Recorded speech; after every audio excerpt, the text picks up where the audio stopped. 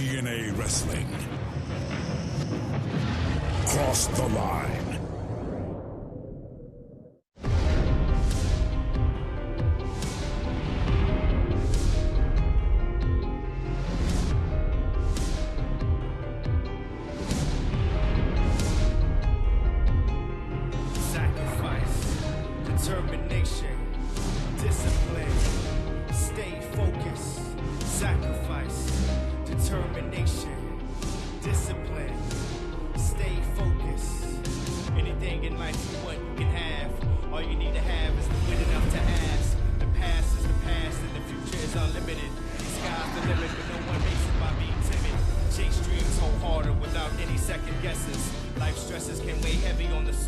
It's an open book and the future's untold.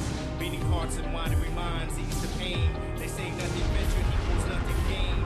Fame can surely increase a bank account, but it can also equate to loneliness in large amounts. Be sure if your wants are often different than your needs. Jealousy can often lead to a man's greed. Be bold, cause a focused mind ends the cold. Thoughts from a man who just crossed a fork in the road.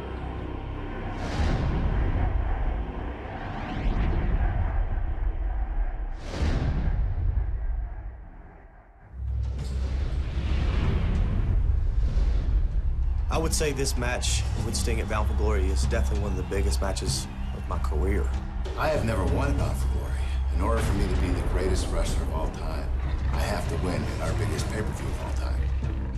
Mick Foley is the greatest hardcore legend of all time. Look what the man has put himself through. Bobby, are you the toughest opponent I've ever faced? I guess we'll find out. Wow, is this Sting's last match? There is a chance that it could be. I mean, I've been talking about this for a good year, maybe even 2 years, that, I know that the time is coming. This match is absolutely, positively the most important thing to me right now in my life. When I walk into the ring and face off with Abyss, make no mistake about it. Hopefully there'll be an argument, as people are saying, was that the best hardcore match ever? You're gonna see a battle.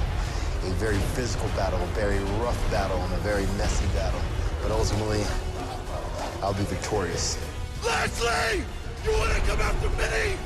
Then you've got what you wanted! You are in my sights! This is a war! And I guarantee you will not survive! You're using me to keep your precious little heavyweight championship! I did not lose my TNA World Heavyweight title. I was not beaten by AJ Styles. I was screwed by Matt Morgan. There is a big difference between you and me, Mick. I'm hardcore, and you just used to be.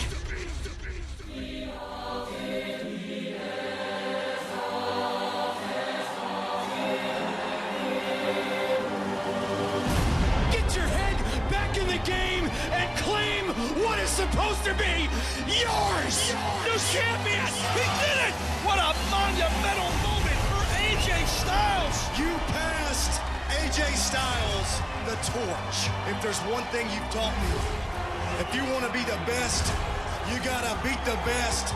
And you're more than the best, you're an icon. So what do you say at Bound for Glory? We give them something they'll never forget. It's showtime!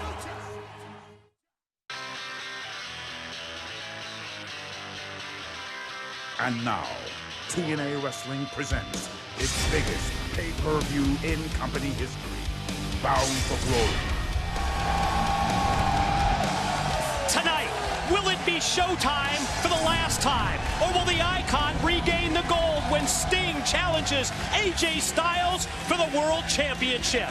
Live from Irvine, California, welcome to TNA's signature event. Welcome to Bound for Glory.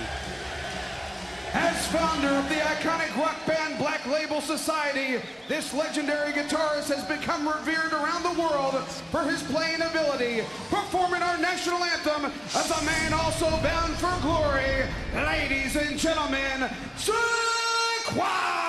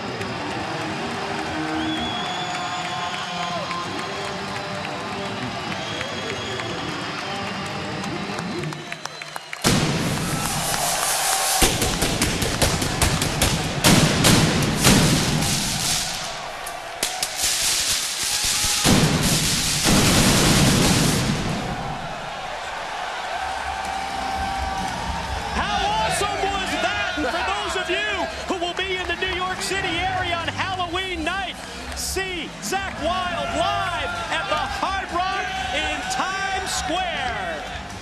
And is there a better way to open TNA's signature pay-per-view event than with the signature match of the X Division? Let's kick it off with Ultimate X. Ladies and gentlemen, this is your opening contest live at TNA's Bound for Glory, an Ultimate X match for the TNA X Division Championship. This match will be fought to an absolute finish. Introducing the first two participants, representing the Motor City Machine Guns from Detroit, Michigan, Chris Sabin and Lashley. Earlier today, the participants, and to me, the complexion of this Ultimate X match changed dramatically, Taz. Well, absolutely. I mean, listen, there was an opportunity during our pre-show for one of these two teams to earn their way into the X Division Championship match for the Ultimate X match. Alex Selby, Chris Sabin earned a right into the match. And here we have it.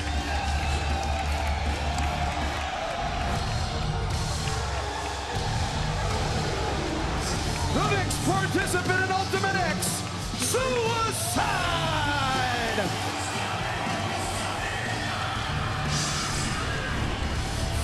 We covered it on the pre-show. We're going to hit it once again during Bound for Glory. The Pope D'Angelo De Niro scheduled to be in this Ultimate X match. He was here. He was in Irvine, California, called away because of a family emergency. Our thoughts and prayers are with him, but the Motor City Machine Guns, they're going to use this as an opportunity to win the X Division title.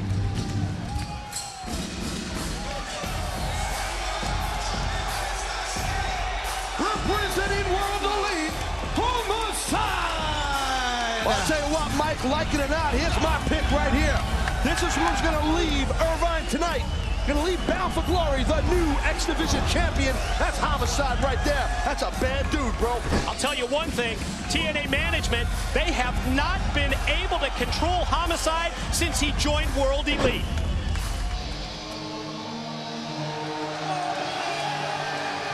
From the City of Angels, Daniels! Well, Daniels, I'll tell you, in my view, a very odd mix of being a courageous, lion-hearted competitor who's also slightly pretentious. That's kind of cool about it. He's got a certain cockiness about him. I was prepared to give you all kinds of statistics about how Daniels is going to have the advantage competing in so many of their previous Ultimate X matches, and then Chris Sabin joined the party when the Guns won on the pre-show. Here comes the champ.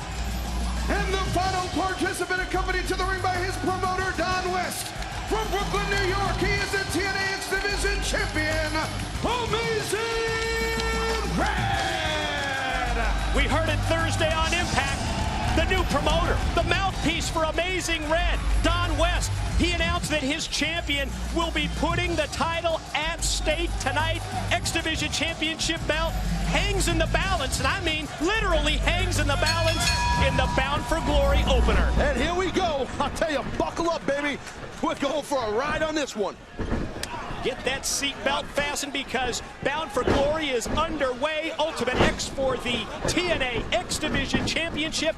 And right off the start, I've got to talk about the built-in, the inherent advantage that the Motor City Machine Guns have. Well, just because of the teamwork. Sabin and Shelley both in here. Yes, but this is every man for himself.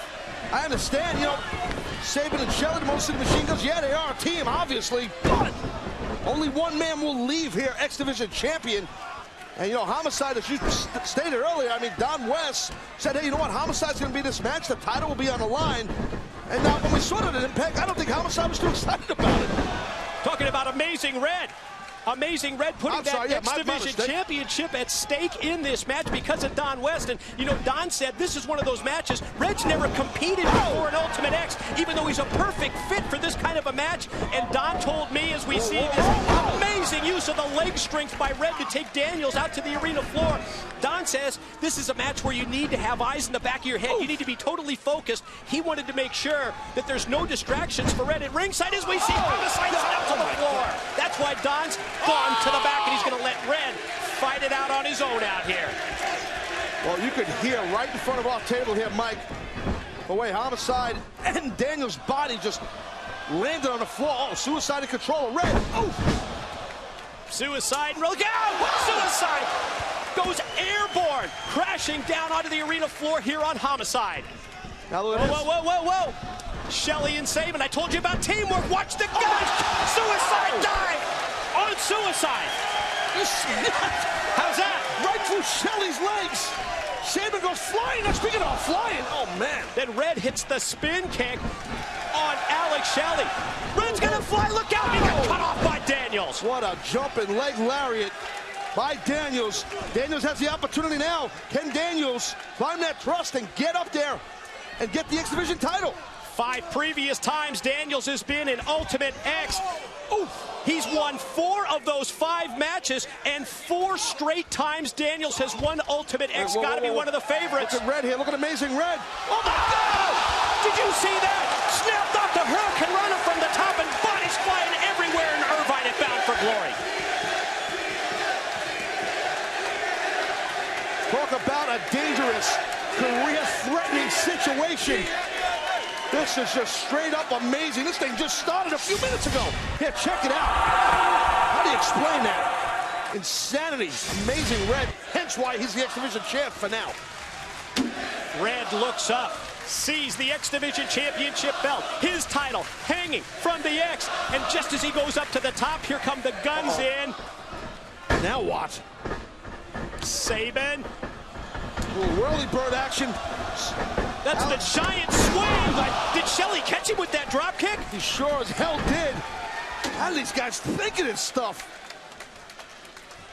Sabin's been there before. This is the 10th Ultimate X match that Sabin's been in. He's won 3 of them, as we see the guns and Daniels square off, and Daniels gets the better of it. Daniels always has his composure. A veteran. Watch Homicide. Look at Homicide. While the action's going on, Homicide's going to be a little highway robbery. That's the key. You've got to stay focused. This is what Don was talking about earlier, the concentration that he wanted Red to have. Nobody sees Homicide making his way across that cable high above the ring. I told you. Championship belt in sight. Homicide's going to be the new X Division champ. Look at Suicide. How the hell did Suicide just do that? Suicide springing right up to the cable and cutting down the distance, and Homicide has it. Both of them go crashing to the mat.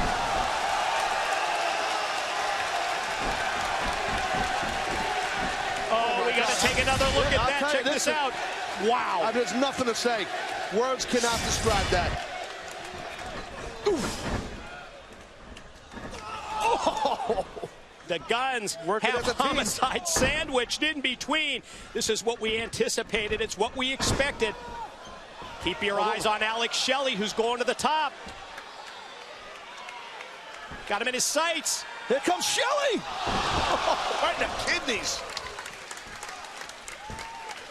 So far, I mean, you know, if you are Homicide and Daniels and Amazing Red, Suicide, you had no time really to prepare that the guns were going to be in this match.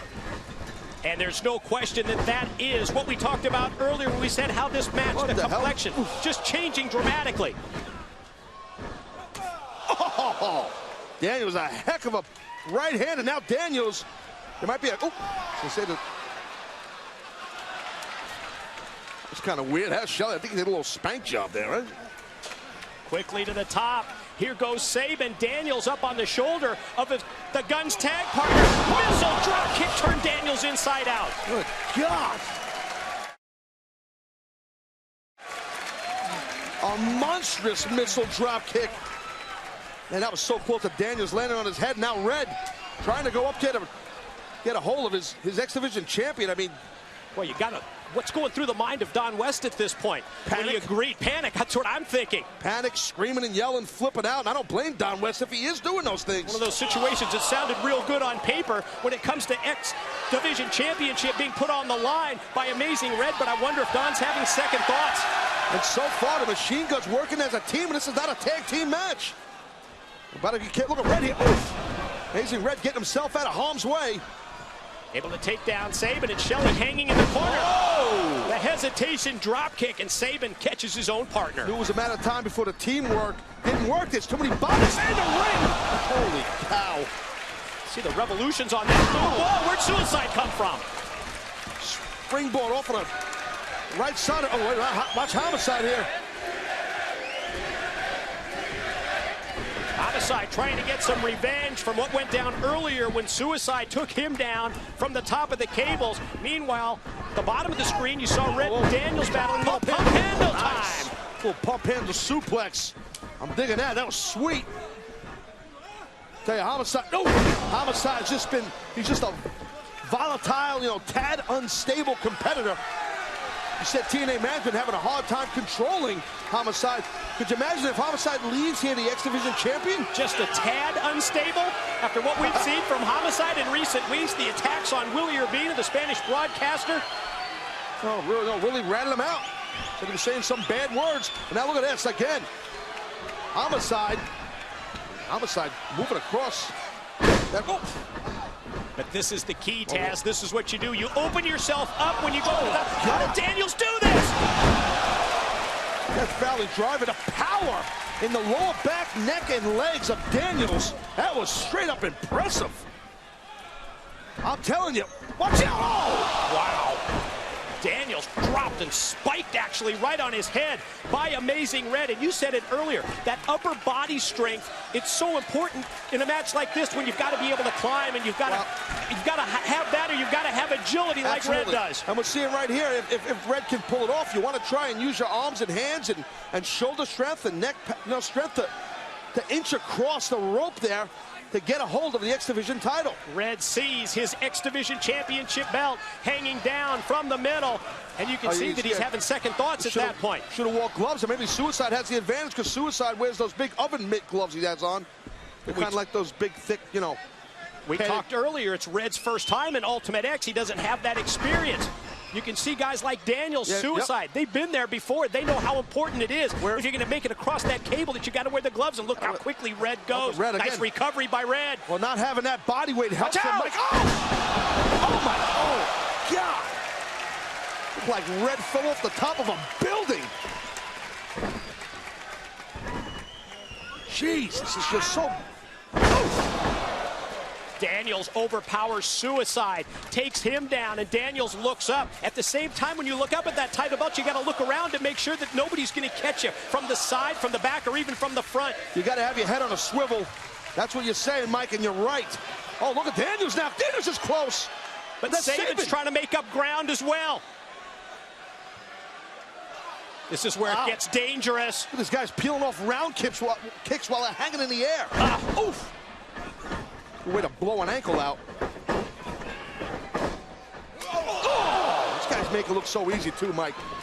I'm telling you, jumping, that's a, what? Oh, man, you saw that coming. Springing off the ropes directly into the DDT as Saban takes down Daniels, but now Saban's got to deal with Suicide.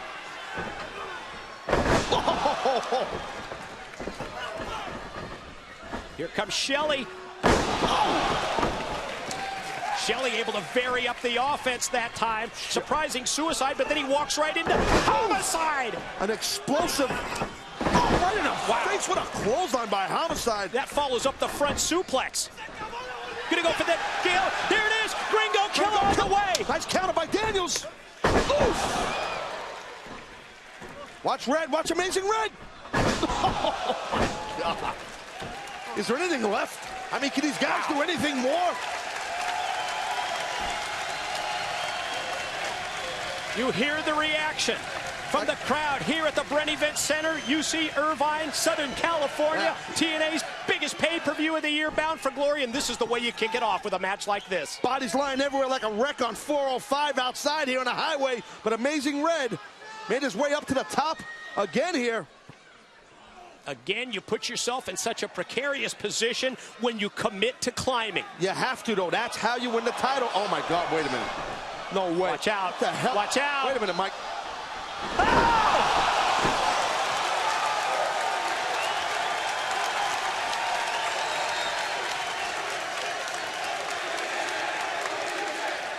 My words, exactly. I was going to say those were the two words that I was thinking, but that I can't say.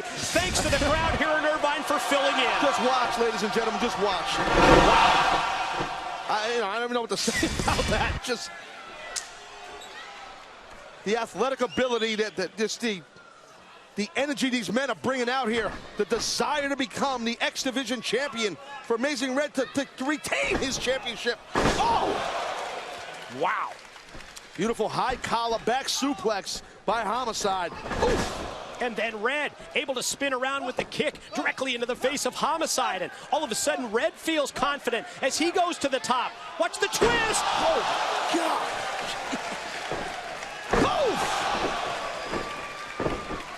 Hit him with everything in this match. Corkscrew move, standing shooting star, and now here comes Sabin.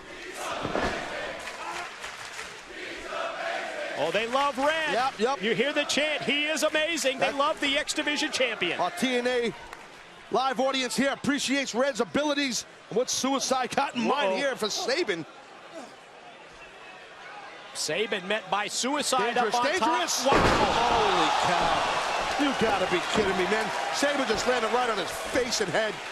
And Look Daniels, out, BME, best moonsault ever. smart for Daniels to do that. He knew Chris was hurt and drilled him with the best moonsault ever. It's almost like we're watching Can You Top This? Move for move, and they keep outdoing each other. Yep, Suicide climbing on the other side there. You see Daniels a little bit higher. Oh, what the hell? Wait a minute. Amazing Red in pursuit of Daniels. Where's Suicide going? These men are all climbing to the top of this structure. Way at the top of the truss, the steel structure. Man. Oh, this is where they're taking danger to another level. You are not kidding. Just be careful here, guys. This is no joke here.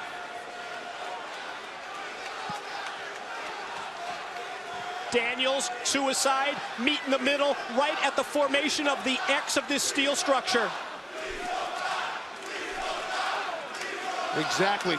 I'll tell you, Mike, I've been around a while and never witnessed stuff like this in my life. It's your first Bound for Glory. It's your first Ultimate X. No Look way. out. Don't do it, Chris. Don't do it.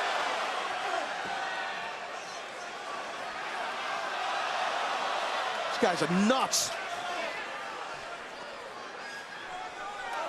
Daniels and Suicide way up at the top and hanging on for dear life, and at the same time, watch out here. Oh, man. And the X Division title is underneath that metal truss. Thrusted it. How are they going to get to the title? Daniels may have a plan here. Check out this strategy. He's going to drop straight down to the title belt. Daniels new champ here. He's going to get it. Daniels reaching down, just trying to take that championship belt off the steel cable, but Suicide doesn't want to let him do it. Suicide, I think Suicide might be stepping on the strap part of the belt where it's buckled, I believe. Kind of hard to tell up there. Well, you talk about being in no man's land. That's exactly where they're at. Look out here, Suicide. Daniels, watch out, watch out! Oh, God, check him.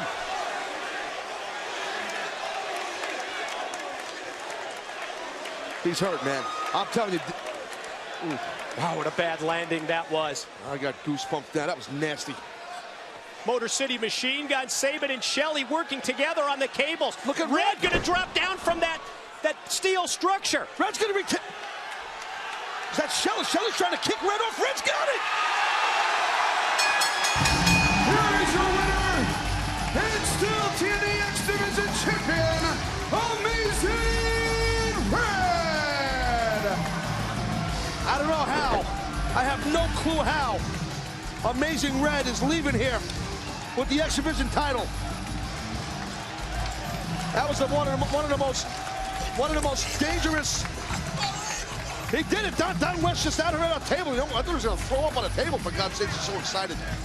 But from a physical standpoint, from a danger, treacherous standpoint, that was sick. Red pulled out the championship. And Mike, Chris has got to be dead. Daniel's got to be hurt. Got to be. We've got to take another look at the incredible highlights from Ultimate X as we kick off Bound for Glory. Here's the replay package. This is going to be good. Where do you start here? Where do you start? We've witnessed these men put their bodies in harm's way like never seen before to capture the TNA X Division Championship. I said it earlier and I'll say it again. This is a career-shortening match. This was just sick.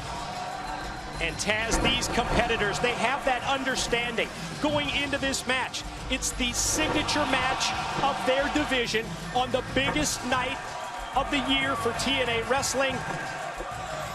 And my God, did they deliver. Yeah, that was right there, one of the most, look at that, one of the most dangerous, I don't know what else to say. I mean, I hope Chris Daniels is okay, but let's not take away from Amazing Red, able to do the unthinkable and leave here and retain the X Division title. Don West out here for the celebration. I mean, you know, Mike, what a better way. I mean, is there a better way? What more excitement and energy to kick off Bound for Glory? That was one of the most amazing things I've ever witnessed in over 20 years I've been in this industry. That was sick. What a spectacle. What an incredible match. It's Mike Tenay, it's Taz at ringside, and welcome everyone to Bound for Glory. Wow, let's catch our breath here, yeah. Taz. You know, through the years, you have been a part of some major pay-per-views. And Bound for Glory, we saw that opening match. It just has that big event feel, that big event atmosphere here in Irvine, California. You could sense it in the air all day. You could just sense how important these matches are. All the championships that are on the line tonight, the opportunities for the TNA superstars. It's a huge night, man. I'm just happy that Daniels just got out of here alive. I mean, I've never seen nothing like that, Mike.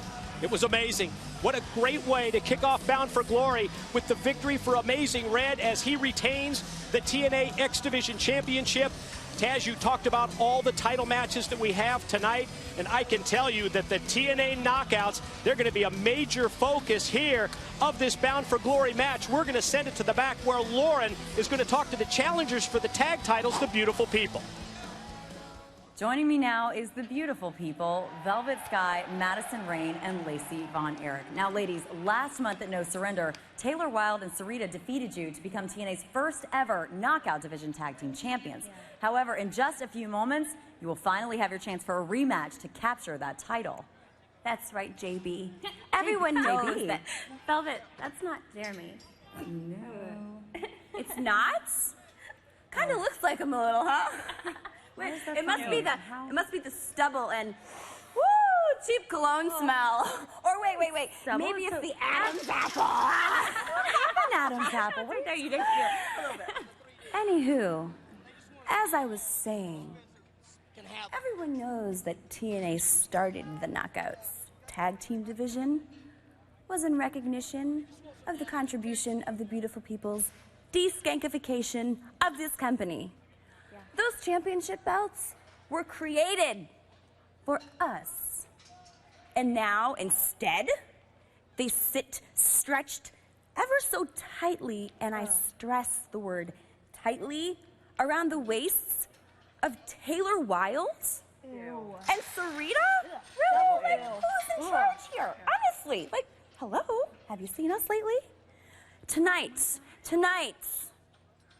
we are taking home what's rightfully ours.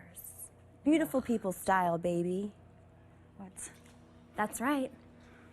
Last month, around No Surrender, the Beautiful People were all caught up in this drama-rama scene. First, I was out. Okay. Then I was back in. Then Angelina was out. Blah, blah, blah. Point being, there was too much going on and we weren't ready for our title shot. Nope. Not tonight, though. Tonight, we're going to accessorize, as only the Beautiful People can do, by adding a couple new belts to these sexy little outfits. And even though we lost our love, I'm going to show TNA that a little bit of lace can make everything beautiful. Come on, let's go. They are just too much. They are the challengers, and now that we have heard from the Beautiful People, we're going to give equal time to the TNA Knockout Tag Team Champions because JB is standing by with Taylor Wilde and Sarita. I am here with the TNA Knockouts Tag Team Champions, Sarita and Taylor Wilde. Ladies, first of all, I got to thank you for letting me come in here in the ladies' dressing room and let me interview the two of you. And I got a big question for you. After what happened at No Surrender, the Beautiful People have gone on record as saying they thought they were not prepared for the tag team title match. Now it happens tonight here at Bound for Glory. Do you both think they are prepared? You said it yourself, JB. We are the TNA Knockout Champions. That means we're ready for any team, anytime. They can continue making all their little excuses, and we will continue making history. That's right, Taylor. And beautiful people, let me tell you a little secret. There is nothing more beautiful than gold.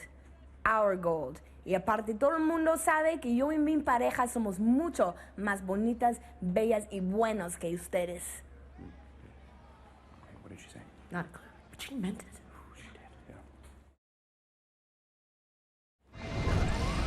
You know, Taz, when you market an event as the biggest of the year, like TNA has done with tonight's Bound for Glory, you have to have that lineup that matches the hype.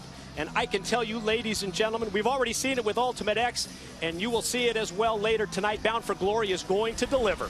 Well, the question is, I mean, whose ground game will be more successful in a match where you can only win via submission hold, as mixed martial arts athlete Bobby Lashley hooks it up with the Nation of Violence.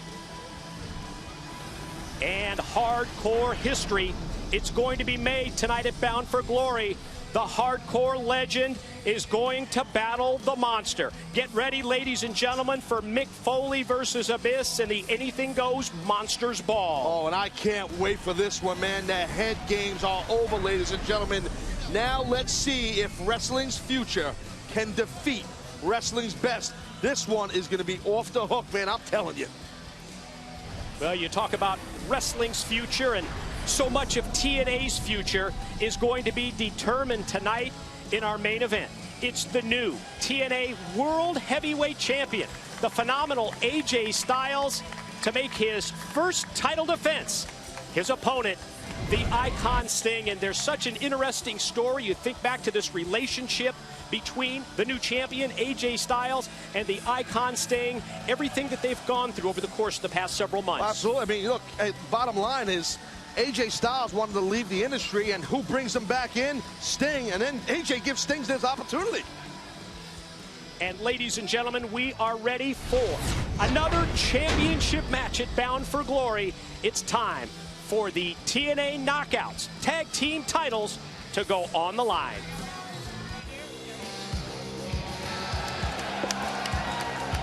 Ladies and gentlemen, the following contest is for the TNA Knockouts Tag Team Championship, scheduled for one fall with a 20-minute time limit. Introducing first the challengers, accompanied to the ring by Lacey Von Erich, Velvet Sky, and Madison Rain. They are the Beautiful People. So, Mike, do you think that the Beautiful People do humble well, or not really? I don't think the word humble is in their vocabulary. You know, there's probably quite a few words that aren't in their vocabulary, but I can almost guarantee humble isn't one of them. I've got to admit, they have not missed a beat in the least. New acquisition, Lacey Von Erich from the Von Erich Wrestling Dynasty, joining Velvet Sky and Madison Rain, and it is a hell of an entrance. Well, listen, hey, the Beautiful People, they're just... Oh, sorry to interrupt you, Mike. There's no payoff on that. It's just a tease. Mike, come on, you're like a dirty old man. Come on, be a nice guy here. Come on. Your wife's watching, for God's sakes. Dirty old guy. I'm joking. Joking.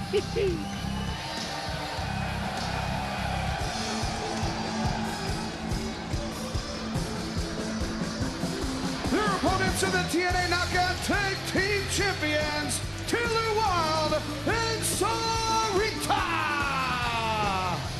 Well, you know, Mike, the TNA Knockout Tag Team Champions, Taylor and Sarita, have just been so impressive. I mean, they're fighting champions. They won these titles in a tournament, earned them. I do not like these two young ladies. They're phenomenal athletes. To me, the thing that really makes the TNA Knockout division work, it's the varying looks, it's the varying styles of the competitors, and you are going to see that on display here because these two can really go, as they say.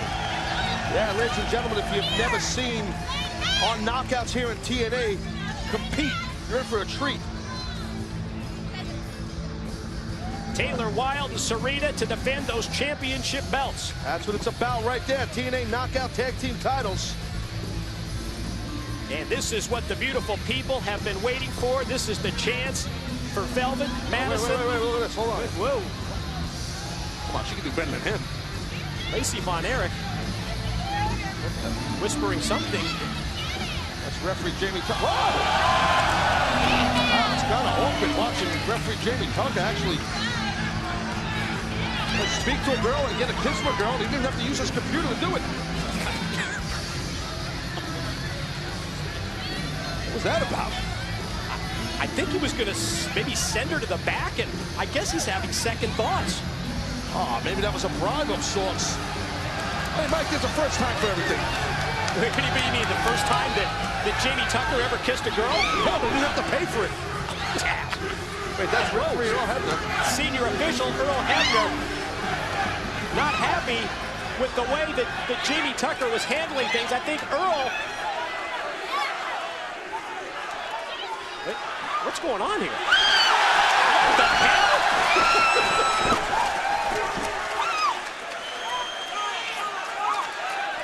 Did she like it? I think she did like it.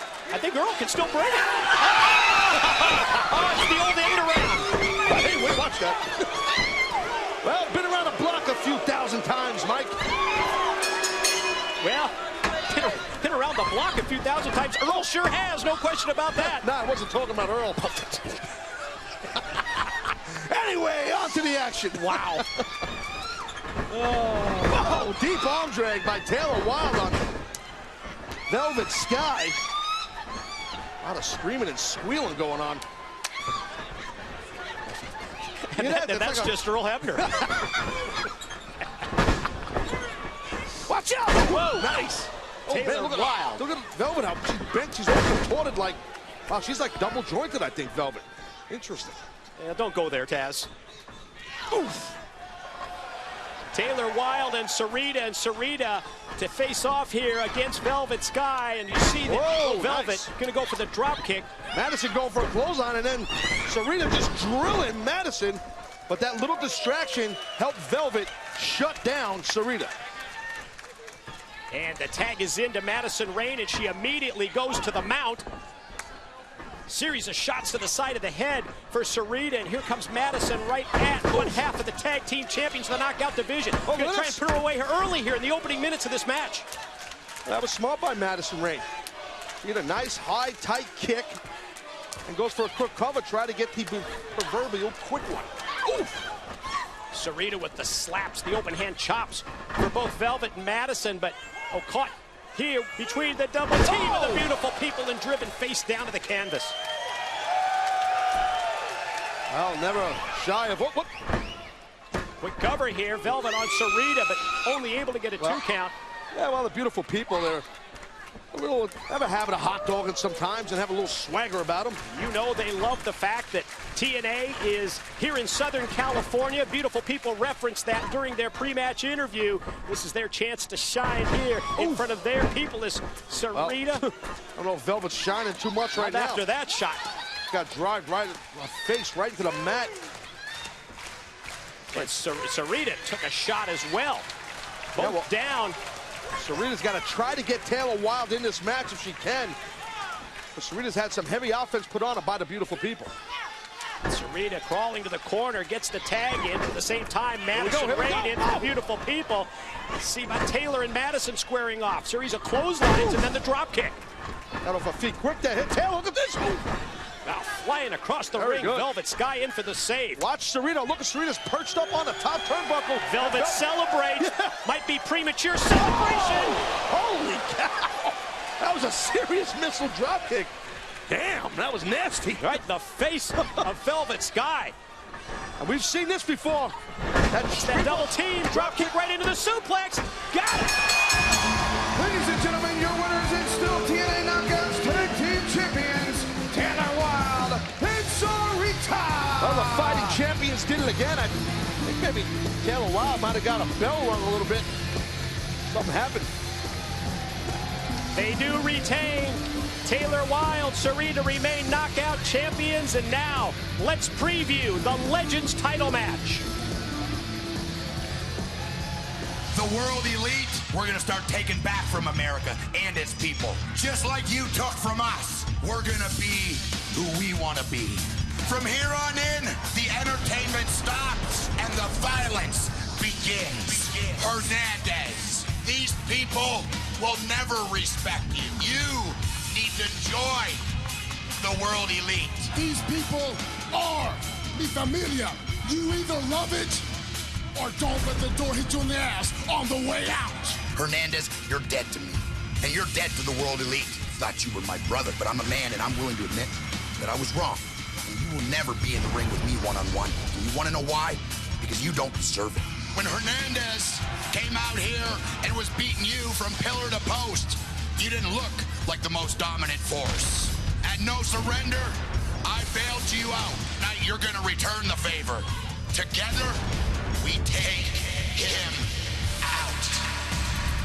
Well, this tension between World Elite and the main event Mafia, it has finally exploded. We knew it was bound to happen. Worlds have collided.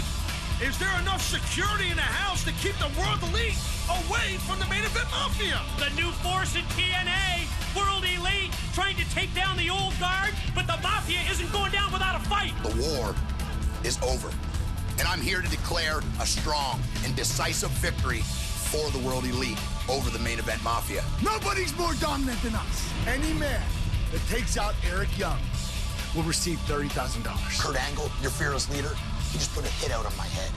30 grand, because I'm willing to double it. Because I got a singles match against Hernandez at Bound for Glory. So what I propose is we make it a three-way for your Legends title. Me and you stick together, and we take Hernandez out for good. And you keep your belt. Everybody wins. Big Sexy Kevin Nash defends his Legends Championship against Eric Young and Hernandez.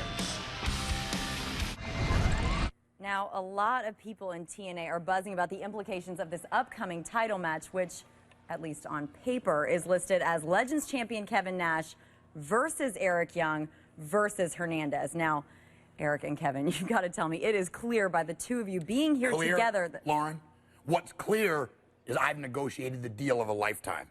Now, me and Kevin are in something that I like to call the Hernandez Summit. See, Hernandez is a man that I used to call brother. A man that I offered a spot in the greatest pro wrestling group ever, the World Elite. A man that beat me from pillar to post at the last pay-per-view. A defenseless man. I came through on my end of the promise, and I said I would not fight my brother, and I didn't. See, me and Kevin, we both consider him a black mark, a smudge, a stain, a scar on our industry. And tonight, me and Kevin, we eliminate that scar. But Eric, you've got to admit that the $60,000 that you are paying Kevin has to have a hand in this show of unity, doesn't it? Come on, I mean, call it what you want to. Call it a fee. Call it a bribe. Yeah, but the fact is, it's a win-win. At the end of the night, Kevin Nash walks out, the Legends champion. I walk out $60,000 richer. You, my friend, get to walk out basically unscathed because you've got me with you. The way we look at it, and especially the way I look at it, I'm going to leave with the Legends Championship plus the $60K. Hey, I'm beyond motivated. Yeah. So Hernandez, welcome to our world. Let's go, big man. You know, while we're on a roll, I say let's go with another title match. Time for the three-way for the TNA Legends Championship. And here's the Legends list to break it down. Here's the bullet points to preview the match. Two challengers, Eric Young, Hernandez. They have had their issues of late, most of them revolving around Supermax, turning down the offer to join World Elite. You have to give the edge to Hernandez in terms of the power game. The champion Kevin Nash, the substantial advantage when it comes to the experience factor. And problems between the main event Mafia, World Elite, they escalated when Kurt Angle put a hit on Eric Young. But instead of taking the Godfather's 30 grand bonus, Kevin Nash more interested in Eric Young's offer of $60,000.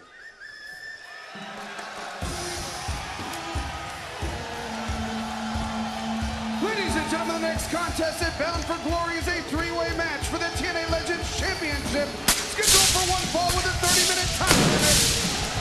Introducing challenger number 1 from Houston, Texas, who's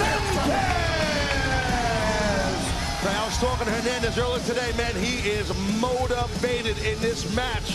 But I don't think that my man realizes it's more or less going to be 2-on-1 here with Nash and EY.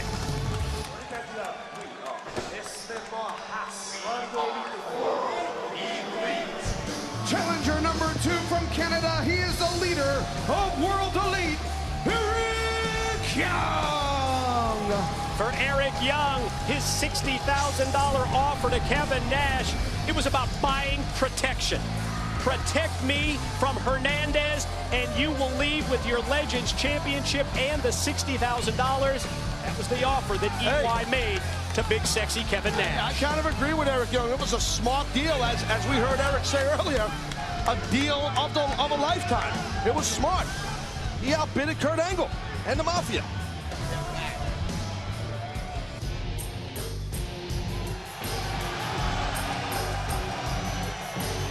And finally, representing the main event Mafia, from Detroit, Michigan, the TNA Legends Champion, Big Sexy Kevin Nash. And you know what we say about Kevin Nash? He's just in it for one thing, and that's the cash. Yeah, and that's exactly what Nash is about. And, you know, Kevin Nash, I respect the fact that Kevin Nash doesn't hide that. And I don't have a problem with it myself. I mean, you're in this business to make money, right? That's why you come to work, for God's sakes. Hey, Nash looks at it like, you heard him. I leave with the Legend title. I leave with 60 G's. It's all good for a night in, Irvine. Double upside, right? Yeah. Boy, interesting dynamic as you just watch. Big Sexy Kevin Nash, the Legends Champion. Leader of World Elite, Eric Young. And the pre-match mind games that are going on here as Hernandez waits, and you talk about how motivated the big man was, how motivated Super Mex was on this big stage to step up. Yeah, but Eric, Hernandez got to be careful here, though. You could see what Eric Young and Nash are doing, kind of, as you said, mind games, more or less coming on one side of the ring to the other. Hernandez got to watch his how he's going to be outnumbered here.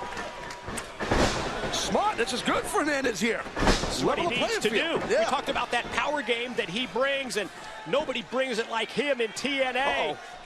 This might be the end of Eric Young. Real quick. Did you see the shoulder block from Hernandez? And the impact as Eric Young went flying over the top. Well, the best thing for Eric Young to do is try to hide behind Kevin Nash, but where's Nash? Oh, there he is. Nash in pursuit. From behind now, all of a sudden, this is, we talked about mind games, we talked about the numbers game that they have, and that's what it's really boiled down to already. We talk about motivation. We heard Kevin Nash say he's motivated. Oh, wow, what a shot. Wow. Because it's about making money for Kevin Nash. And, hey, motivation's a great thing, especially when there's dollar signs behind it for Kevin Nash. Well, you can see Hernandez. He's got the pink wristbands like many of the TNA competitors do. Here as Nash goes right into that steel post. All a part of the Breast Cancer Awareness Month here that TNA involved with, and so many of the sports stars around the world as Eric Young turns it around on Hernandez, but then he walks right in to Big Superman. Kevin Nash hit the ring post hard head first, and right now I don't like Eric Young's chances here. He's in there with Super Mex. Hernandez, a very stout man loaded with horsepower. And at the same time, Kevin Nash has got to make his way back in because Nash can't be just outside and watch his title go to Hernandez here. Go for that ball. Now with one arm, drops down with the backbreaker. Amazing display of strength, and there's Nash in as we anticipated to make the save. Well, Nash saving. I don't know if Nash really cared about saving Eric Young. He wanted to save his own Legends title. That's the key. And Kevin Nash, a very rugged, hardened competitor. Battle-tested, a large man. And how about these big guys squaring off in the corner? Nash repeatedly with the shots, the knees to the midsection, almost softening up Hernandez, and watch Eric Young come in. Eric Young picking up the scraps that Kevin Nash left behind. Look at Eric Young. He's kind of just hanging out behind Nash. Yeah, all right, buddy, you do the heavy work, and I'll come in and tag him with my foot and my hand a little bit. He's getting his 60,000 worth, isn't he? Well, it's not supposed to be a handicap match, but that's almost what this thing turned into here. Supposed to be a three-way match, and look at this. Both Eric Young and Kevin Nash teamed up. The money involved, with the Legends Championship at stake, the understanding that they have, I guess only natural that it turns into this handicap match. And wow. Trademark move right there from Nash in the corner with the elbow shots to the side of the head. No, in my career, I never had the opportunity to wrestle Kevin Nash, and I'm happy about that. Because tough to deal with somebody who's 7 feet tall, 300 pounds, and comes at you at so many different angles with those shots in the corner. And now here's the double team with EY and they telegraphed that back body drop. Yeah, a little too quick, and Hernandez had the wherewithal to shut it down, but watch out. Nah, not a good idea to do it. What I think maybe Hernandez want to do with that delayed vertical suplex. Wait, that's a heck of a move right there by Eric Young. Yeah, but Hernandez softened him up. Eric Young's acting like he did everything himself. Well, Nash caught him with the kick first, you're right, but then still, to take over somebody the size of Supermex like Eric just did, even if it was with an assist from Nash, still impressive. It was a vertical suplex, man. I understand what you're saying. Eric Young act like he just, won the world title, for God's sakes. Look at this Double again. team effort continues here. Again, it says referee can't do anything. I mean, if two men want to double up on one guy, it's all legal. It's a three-way match. Well, look at Hernandez here. Bringing a fight now. Oof! And Big Supermex getting the better of it against two men, but then he got caught as both Nash and Young had the elbows in place. Here it is. This might be Whoa! Oh, wait, whoa! Eric Young for the cover. Wait. Whoa! Uh-oh. Eric just realized that wasn't part of that protection deal for 60 grand. Hey, you're not going to pull one over Nash that quick. And Nash knows that Eric is a little shady. Maybe that was just instinctual for Eric Young. It seemed in terms of body language that that's what Eric was trying to sell to Kevin Nash at that point. That it was just that instinct of going for the cover when you see your opponent down. That could happen. I mean, you hit a high impact move, you go for a cover. Because again, teamwork. Using clotheslines. Look at the damage Nash's clothesline does.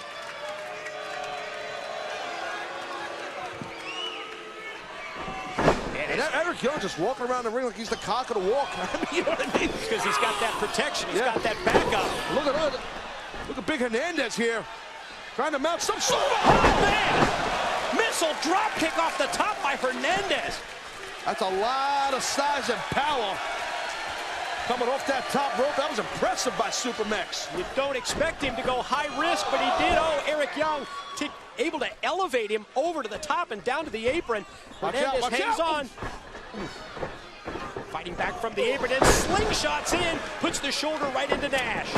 Some athlete, this Hernandez, just very quick for a large, big, strong man. Wow. Not too many men can knock Kevin Nash off a vertical base. Supermex just did it with a clothesline. Then Eric sent for the ride. Lead up in the lights. Almost got rain up there. But then from behind, it's Kevin Nash to take down Hernandez with the shot to the back. Never saw that one coming. That's a numbers game. I mean, Hernandez hits a sick-looking high, super high backdrop on Eric Young, and then Kevin Nash saw the opportunity and drills Hernandez. Look at this. Double team move doesn't work from Eric Young and Kevin Nash with that dual clothesline from Big Supermex Hernandez. That thing was right on target. What I like about Supermex Hernandez, we're not complaining out here that this is more or less a handicap match. He's going out here trying to win the TNA Legends title. He don't care. I'll fight anybody. Look at that. Oh, don't do that, Eric. That's too strong. Went for the cross body block out of the corner. To the sit-out powerbomb leads to the pin, the cover, and Nash has got to save his title again.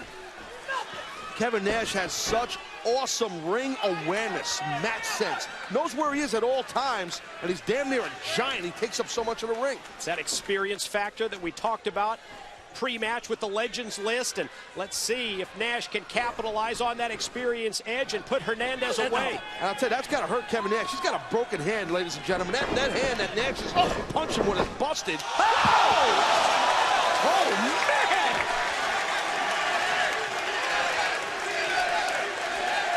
That was a splendid, beautiful high dive. That was a thing of beauty by Hernandez.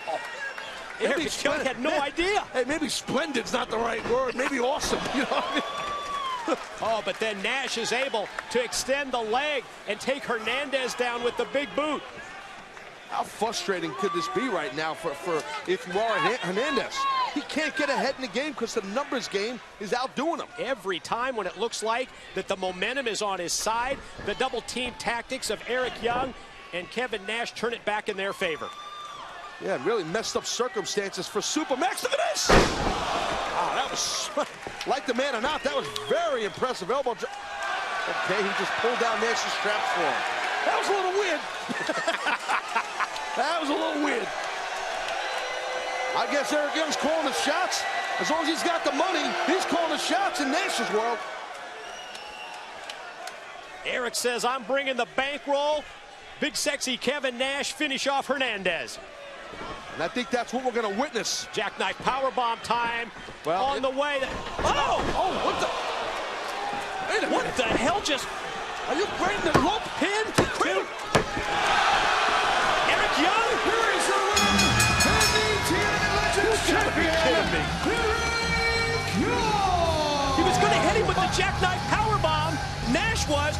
Finish off Hernandez and keep his Legends title. And then Eric Young, he just used the head of Hernandez like a battering ram. A low blow. For a low blow. And he comes in and steals the pin. Holy swerve. Talk about highway robbery. I said earlier, that's highway robbery at its blatant best. That agreement between Nash and Eric Young down the drain. He promised he was going to leave with the Legends title. Wait a minute, we're going to go to Lauren with, well, it was supposed to be with beer money, but I'm told they're not alone. What are you doing? Hey, Chief! Stupid Chief! Whoa! Hey, whoa! Everybody just calm down. Everyone just calm down. What are you saying? While we're all fighting amongst ourselves, we're forgetting the most important thing in this whole match. Taking out Team 3D. Are we forgetting that Team 3D have the advantage in any match featuring tables, ladders and chairs? Are we forgetting that Team 3D originated the full Metal Mayhem match? And are we forgetting that they wrestled this kind of match at the Astrodome in front of 70,000 people? What we need to remember is our key focus needs to be taking them out as quickly and emphatically as possible. Then, may the best team win.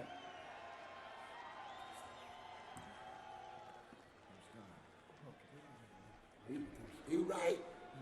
He making sense. I gotta find my beer, man. I lost it somewhere in that shuffle. Let's go.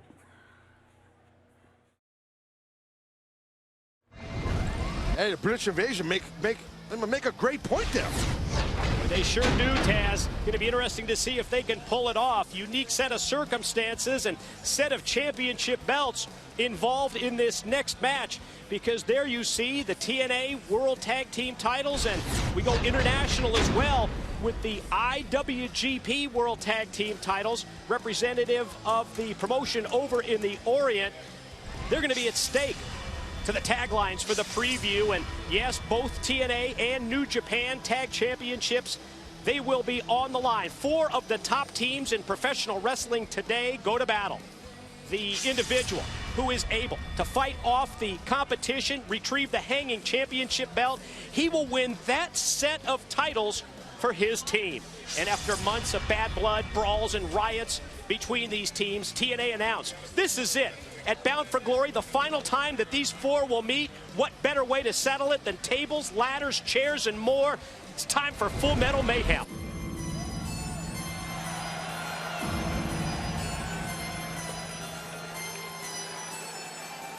Ladies and gentlemen, this is Full Metal Mayhem, where both the TNA and IWGP World Tag Team Championships are on the line. One of each belt will hang above the ring, and the wrestler who retrieves a belt wins that set of titles for their team. Introducing first, representing the main event Mafia, the defending TNA World Tag Team Champions, Booker T and Big Papa Pump Scott Steiner. I think it's safe to say this is the biggest threat, this type of match, with these elements, these combustible elements in this match. Biggest threat to the TNA Tag Team Champions right here, Booker T and Steiner. Take this into account. Now that Kevin Nash no longer Legends champion, you know Kurt Angle wants Booker and Steiner to bring the TNA World Tag titles back to the Mafia. Team number 2 representing World Elite. They are the defending IWGP World Tag Team Champions, Brutus Magnus and Doug Williams, the British Invasion. I mean, we heard Magnus and Doug Williams talking, just a little bit ago, for all teams involved in this match except for Team 3D, saying, hey, it's a game plan. Let's work as a cohesive unit, get rid of Team 3D, then may the best team win. I like that game plan.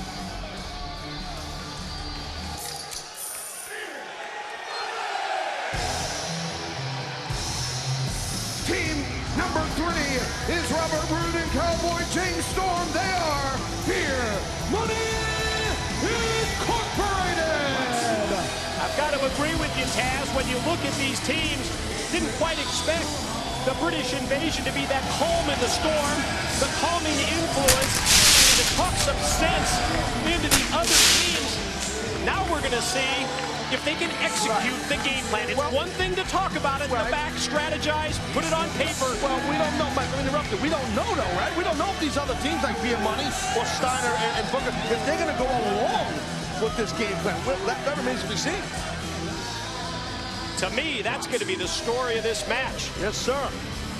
Beer Money will prime themselves here.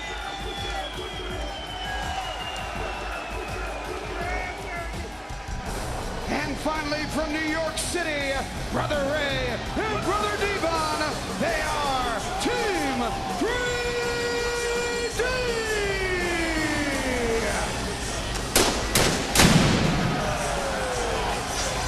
I'll say one thing, Brutus Magnus knows his wrestling history, Taz. Well, I was there in the Astrodome, and I witnessed T3D do what they did with tables and ladders and chairs, and I'm telling you, British Invasion's correct. The team here, T3D, are in their realm. They're in their element right here. See Zakk Wylde giving a big hug right there. The Brother Ray, they go way back. Wow, what a reaction here at Bound for Glory for Team 3D. Brother Ray, Brother Devon, and there's the gold hanging high above the six-sided ring. That's the TNA X Division Championships. I'm sorry, X Division, I might do it. I'm still thinking about what happened to Davis. I can't even think straight. We saw the TNA Tag Team titles. There's also the IWGP Tag Team titles up there. You talk about international recognition. Yes. It's all at stake here. TNA World, IWGP, New Japan Tag Team titles. Here we go. Let's turn them loose in full Metal Mayhem. Basically what that means is you're going to see some furniture getting moved and busted and broken over people's bodies, people being put through furniture. It's going to be pretty crazy. Kind of like a family reunion. Oh, and right at the opening bell, at least it looks to me like the deal that the British Invasion laid out to Beer Money Incorporated, the main event Mafia. Looks like that plan's coming to fruition right here. Absolutely, very good observation, Mr. Professor, the nutty one. And hey, I'll tell you, it was only common sense, and I obviously Steiner, Booker T agreed, and so did Roode and Storm. You heard what Brutus Magnus said. We've got to work together to take out Team 3D, and that's what we are seeing right from the opening bell. Well, look, there's not just one set of tag team titles up there, but there's two, and one of those is the TNA tag team titles, which is huge, man. That's big. And Scott Steiner, Big Papa Pump, going to take Brother Devon, take him to the outside, out to the floor, and probably not the last time that we're going to see people fighting out here on the arena floor, and Steiner's got the ladder, and working together with Brutus Magnus as Devon goes, I think, shoulder first, didn't he? Might have been his shoulder, it might have been his throat. I couldn't really tell. Scott Steiner picking up the New Japan World Tag Team title belt from the table and using it as a weapon against Devon, far side of the ring. See, Booker T and Brother Ray. Yeah, well, Brother Ray just ate a huge knee by Booker T, and it's like Brother Ray trying to fire up, and he's doing a pretty good job of it. Oh, maybe not. Well, old school thumb to the eye. Oh, whoa, look at the British Invasion here. Williams and Magnus with a handshake, and you saw what happened there. While the other wrestlers were fighting around side, they were going to go in and take down both sets of tag titles. Why do the handshake? They would have gone up there, the Invasion, if they would have did the goofy handshake. Well, Beer Money Incorporated, Storm and Rude, sensing that agreement had to be short-lived, and they come in to cut off the Brits from taking down the goal. Watch Rude. Neck snapped on Williams that time by Robert Roode. Right across the throat, Steiner dumping Brother Devon across the guardrail, metal guardrail. Ladders, chairs. Well, one thing you can say is we see again Steiner and Brother Devon battling at the back of the arena. But the strategy put into place by the British Invasion and the other two teams, it worked to the point where 3D, now they've been taken out of the match. Yeah, and what's the biggest threat in this match? Steiner's still beating up Brother Devon. And now it boils down to the other three teams. Oh, Beer Money looking strong right here. Oh, there goes Williams head first right into that steel chair. Williams might be done here. He's right for the picking. Watch out. Oh, nice. Catapult into the DDT that time. Beer Money Incorporated take it to the Brits, but then Booker sneaks in from behind. Jumping leg lariat, and now watch Booker T here. Like he went for some sort of it was a spine buster. I don't know if he got all of that, though. He being Booker. Ladder brought into play. Big Papa Pup Scott Steiner sends it in to his tag team partner, Booker T, who's going up the ladder, but from behind, here comes Rude. And Robert Roode stopping Booker T from, I would assume, Booker was trying to go get half of his TNA tag team titles. Well, Scott Steiner right here in front of us taking a title belt off to Booker now. Booker T's in control here, but you got to get a ladder up. You got to try and stand the ladder up. You watch the ring up. Look at this. Steiner's now taking the TV cable, and he's got it wrapped around the head, the neck of Devon. Booker T might be zoning in for the watch out. Oh! Maybe celebrated too early with that spin-a-rooney, and now Beer Money. DWI that time. Nasty landing on the back of the neck and spine of Booker T. Watch out. Steiner in. Double Steiner line takes down Beer Money. That's a lot of, that's one thick bicep hitting you. Watch out. Beautiful belly-to-belly release suplex. Oh, just tossed him overhead with ease, and there goes Storm for the ride. Steiner rather throw you than know you, baby. Beautiful. Hip popping. 3 in a row. Gonna go for the Grand Slam. Trifecta +1. Nothing like getting a little suplex drop, baby. You got to appreciate that. Yeah, I love it, man. Steiner. Whoa. Hit it up to the top. Doug Williams trying to fight it off. You don't think? Frankensteiner. That was awesome. That'll bring them to their feet, Irvine. Scotty Steiner. Sick top rope Frankensteiner, baby. Wait a minute. Booker T might be hurt here. Booker T down with Steiner on Magnus suplex off the top. Look, we got it later. It looked like it might have been a T-bone suplex from the top rope. And I think you're right about Booker T. Just judging by what I've seen, the referee here trying to get word to the back that Booker's been injured. Well, let's see. Well, here comes Charmel. That's Booker T's wife. She's concerned about Booker's safety, but Steiner still just chucking people around. Another suplex. I love it. Scotty's just chucking. Well, man, Booker's hurting. I don't think Scott Steiner has any idea that his tag team partner, Booker T. I don't think Steiner cares about his partner right now. Steiner wants to get his hands on one of those tag team titles, and I would assume the TNA tag team title is the one he wants. Steiner climbing up the ladder. You need a bigger ladder. You need a bigger ladder. Ladder's not tall enough. Watch out. Doug Williams to tip the ladder over. See that? Did it hit Steiner in the head? No, Steiner, the back of his head hit the ladder on the way down. That's the danger involved in this kind of a match. They're bringing a stretcher out here to the ringside area for Booker T. I guess Booker T's really banged up there. But you can see he's screaming out in pain. We got so much action going on. It's tough to document it all for you. A little what's up, little disrespect to Team 3D by the British Invasion. Looks like what's up. Wow. Team 3D still down after getting attacked by all three teams earlier. Booker T's really in a bad way, Mike. Got the trainers out. But you hit Doug Williams. Doug Williams said, "Get the tables." You can see Devon crawling on hands and knees to try and get back in. English accent's not that good. Sorry about that. I'm not really good on about doing that stuff. But right now, Booker T's hurting in a big way. And meanwhile, the British Invasion are just moving furniture, tables will be brought to play here. What an advantage for the Brits now with 3D down, with Beer Money taken out of play. With Steiner and Booker out, it's all British Invasion now at this point. Well, Booker T, how many stretches they put this guy? They put him on a gurney, then a stretcher. What happened to him?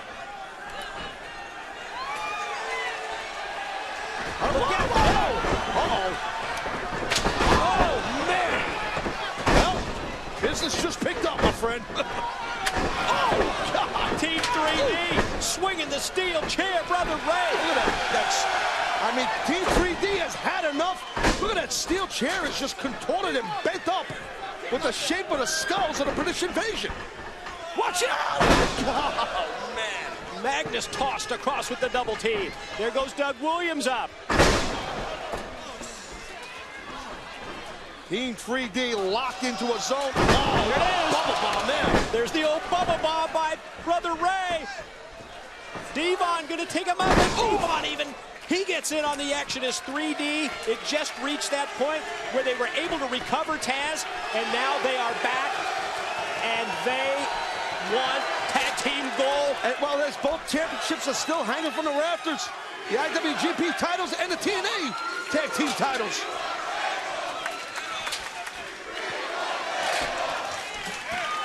Here's Zakk Wilde again. Whoa! That's a good old American way right there. Oh, yeah. Brother Ray, down in the chair. There's a little Black Label Society chair shot. I don't think that's the first time Zakk Wilde has hit someone with a chair or that his beer fell down. Devon. Oh, there's the tables. Fans were chanting, "We want tables," and they get it as Williams goes right through the wood. This is insanity. Full Metal Mayhem. How about just straight up mayhem?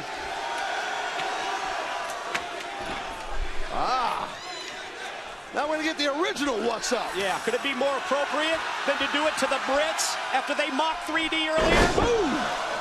Right through the uprights that time. That's a lot of head hitting the old yam bag, Mike.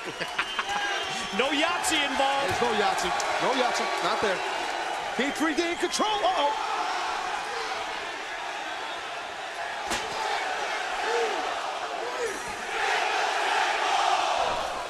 That time everybody was in sync. Well, TNA audience asked for it. Team 3D, not disappointed.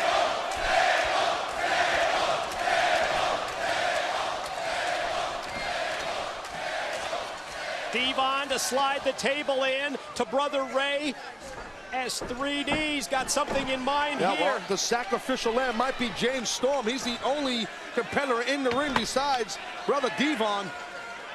I'm assuming now it might be James Storm that's going to get drilled away. Like Robert Roode trying to get to his feet. How many tables are we going to bring into play here?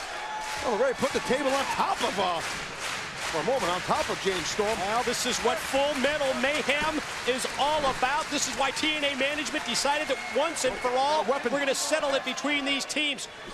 Robert Roode's got a weapon, got a chair. Oof. Yeah, but Devon saw him coming with that steel chair. Look at this! Oh! Stereo choke slams through the wood! Beer Money, watch out! Scott Steiner on Devon! God. Oh! Oh, sickening thud. Jeez. Steiner picked his spot and attacked. Alone in this match is Steiner. Booker T's gone. And even though he is flying solo, Scott Steiner going to take the ladder and bring it into play. It doesn't deprive him from taking down a championship belt. That's right. I don't blame Steiner. He leveled the playing field. Maybe he's not done leveling the playing field. Yeah, he's not done using the ladder first for a weapon for Ray and then for Devon. Steiner was he's like a man on a mission, isn't he? Hey, I respect that. Scotty Steiner looking good here. Big Papa Pump. Only man standing. Clearing furniture out of the ring at the same time, setting up the ladder in the proper position. I don't know if Scott's underneath. He might be offline a little teeny bit. Wait, oh my God! Uh-oh! Might be more than offline. Watch out! Look out below! My God! That was a hell of a drop. Steiner. How many feet was that, Mike? Wow, from the ladder, Steiner goes through the table courtesy of 3D. A horrendous landing for Big Papa Pump. Here we go, Team 3D. You see, Brother Ray on one side of the ladder, Brother Devon on the other. They could win both sets of tag team titles here if they take them down. Here we go, Team 3D. Brother Devon's got the IWGP. Oh, what the hell's that? There's Rhino. Rhino just came in with a steel chair to knock down Brother Ray. What the hell is Rhino doing in this match? And there it is. Ow! Rhino. Rhino's gone berserk. I mean, we know the issues that he's had with Team 3D over the course of the past couple of months. Remember, involving Jesse Neal. Look out. Right against the back of the head. Rhino. Go! Damn near criminal chair shots by the War Machine. What 3D has become the IWGP New Japan Tag Team Champions. Oh, God. Oh, my God. That was... How many of those shots can you take? Devon's got to be toast. Still hanging from the truss is the TNA World Tag Team title. It's the Brits with the double team, Williams and Magnus. British Invasion, they look to be in the driver's seat of this car that's out of control on the highway, hitting everything. Well, 3D, they don't look like champions at this point, even though but they are the New Japan IWGP Tag Champs, and now the Brits trying to make their way up, and here comes Beer Money back into play. I don't know why both Brits were going up there. One should have stayed on the bottom and played defense for the other. But that's, hindsight being 20/20. I'm sitting here next to you saying that. Yeah, maybe they figured that both of us going up will have at least a better chance of one of us making it all the way to the top, but they never saw Beer Money coming into play. Here comes Beer Money, 2-on-1. I don't like Brutus Magnus' chances here. Storm and Rude. Magnus. Yeah, pick a ladder here, wow. Brutus. Pick a ladder. Oh, no. You don't think. No chance. They're going to try and look out for that suplex. Oh, God. That was nasty. I don't know. Looked like Brutus might have landed right on top of Robert Roode. Might have took up some of the brunt. Beer Money, now's your time, man. That's their opening. This is the chance for Beer Money Incorporated to take down the TNA World Tag Team title belt. Don't waste time. Get up there, guys. One of you guys need to get up there on a hop. Got that championship belt in their sights right now. Wait, look, Brutus. Brutus has got a chair in hand here. Oh! From behind, the chair shot. Wow. To the kidneys, to the lower back that time of Robert Roode. And you don't know the condition of Robert Roode when he landed with that double vertical suplex on Magnus. I'm telling you, I think Robert Roode got the brunt of that. Curtis Magnus trying to make his way up the ladder, and then Storm comes back in to cut him off. Oh, there you go. That'll get you going.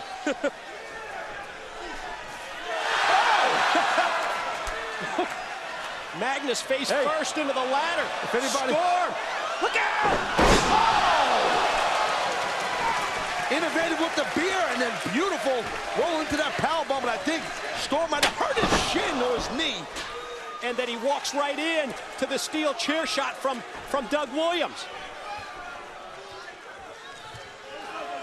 And now, with bodies laid out all over the arena. Doug Williams. The chance this is for Williams to climb the ladder, and here he goes. I think Doug Williams with a punch drunk going up the wrong side. Doug Williams. Don't think you can blame him. He's going to get it. But who's that? That's Robert Roode. Who's met him halfway up the ladder. How important are the TNA tag team titles? These men are putting their bodies on the line for these titles. Well, who's this sliding in? That's Big Rob from the British Invasion. Oof!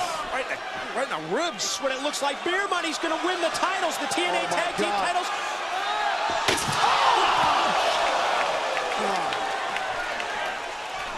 Big Rob press slamming Robert Roode through the table. And then Doug Williams with an assist from Big Rob. I knew we needed a bigger ladder. Or just use your partner. Your massive partner, British Invasion, are going to do it, Mike. They did it. Ladies and gentlemen, Team 3D, the new IWGP Tag Team Champions, and the new TNA World Tag Team Champions, the British Invasion! Oh my God, what a physical battle we witnessed. That was sick. Will any of these men be the same after this? No way. Good God Almighty. You talked earlier about Ultimate X Match and how that would be career-changing, and this is the same scenario right here. And there you see, warming up in the locker rooms, the Samoan submission machine on your right, Samoa Joe, and the boss, Bobby Lashley. You see them in preparation for that big submission match later tonight at Bound for Glory. But up next, it's the Knockouts Championship. She came in search of real competition. A former diva looking to make a name as a knockout. Tara has annihilated her opponents with a vicious streak that only Poison could love. ODB, the TNA Knockout Champion, not afraid to get dirty and never scared of a fight. Her no-nonsense brand of brawling has landed her on top of the knockout division and in everyone's sights. Awesome Kong, the most dominant force in women's wrestling today. Angry, violent, virtually unstoppable. She is on the warpath, and she won't stop until the belt is hers once again. Tonight, these women warriors are on a collision course with destiny. When the dust settles, who will be left holding the gold? ODB defends her TNA Women's Knockouts Championship against Awesome Kong and Tara. Earlier tonight, we saw the Knockout Tag Team Championship at stake. And now, once again, the Knockout division going to take center stage with this singles match for the women's title. And here's the tale of the tape. Since winning the championship at No Surrender, ODB successfully defended against both of tonight's challengers, but both of those matches were one-on-one. Well, you know, when it comes to resumes, no question, Tara has the most complete of any TNA knockout, but can she parlay that big match experience into another title reign? And for nearly 2 years, Awesome Kong recognized as the force of the division, holding the title twice, a pair of 6-month stints. But it's been 6 months since she held the gold in a business where they always ask, what have you done for me lately?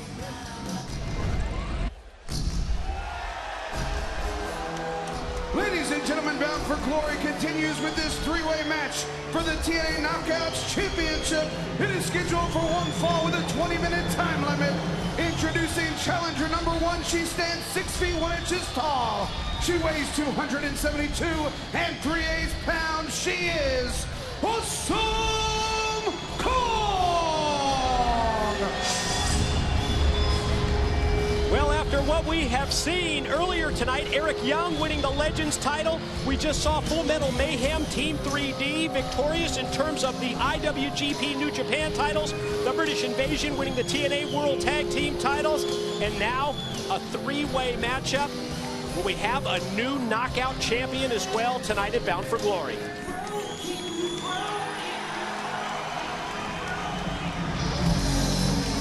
Challenger number 2, accompanied to the ring by Poison from the state of California, Tara!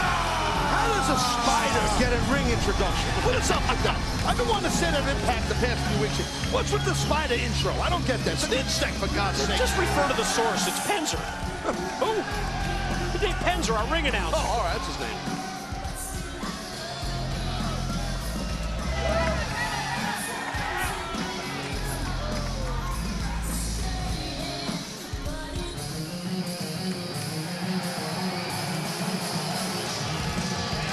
And from Minneapolis, Minnesota, she is the TNA Knockout Champion,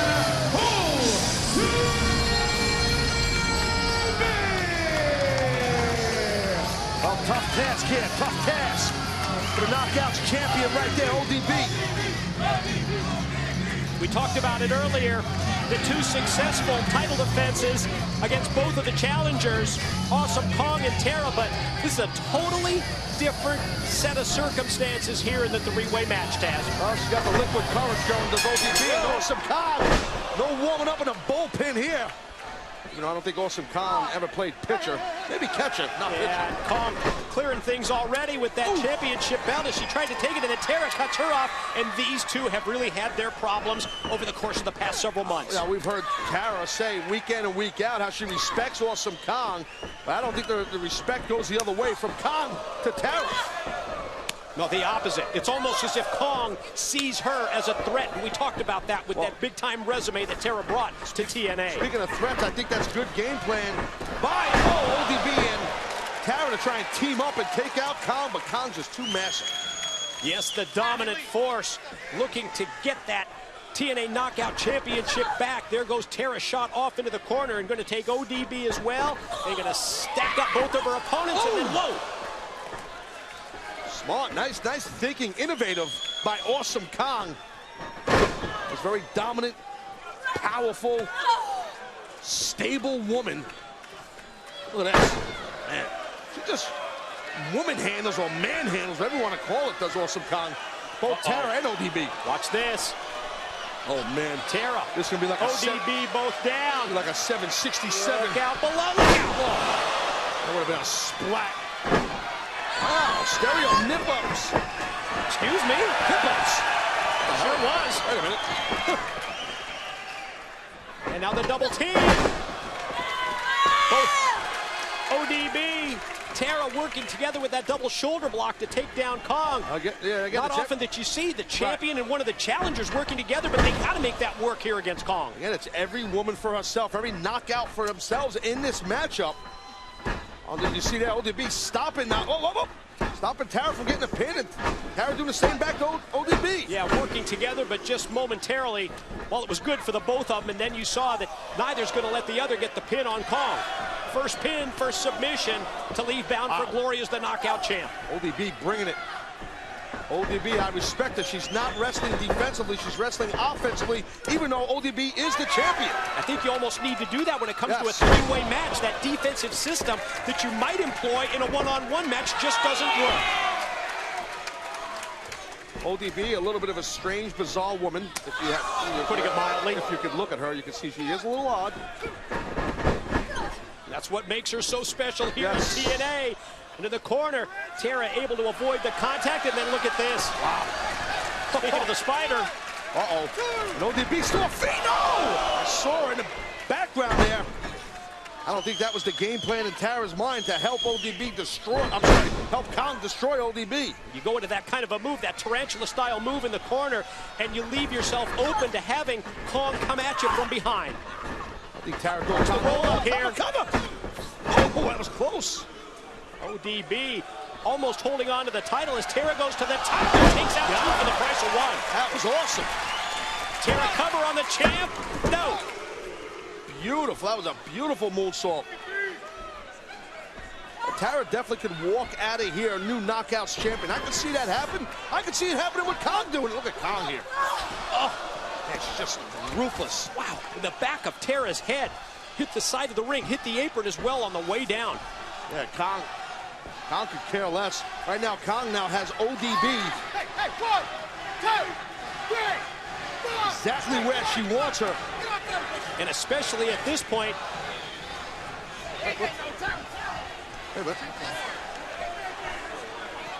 It's not fair. Come on, not now, not now. Not now.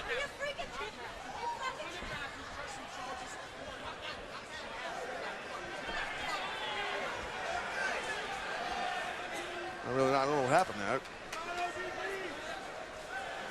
What's going on? What happened? Where's Tara going? Somebody, some kind of, couldn't really see.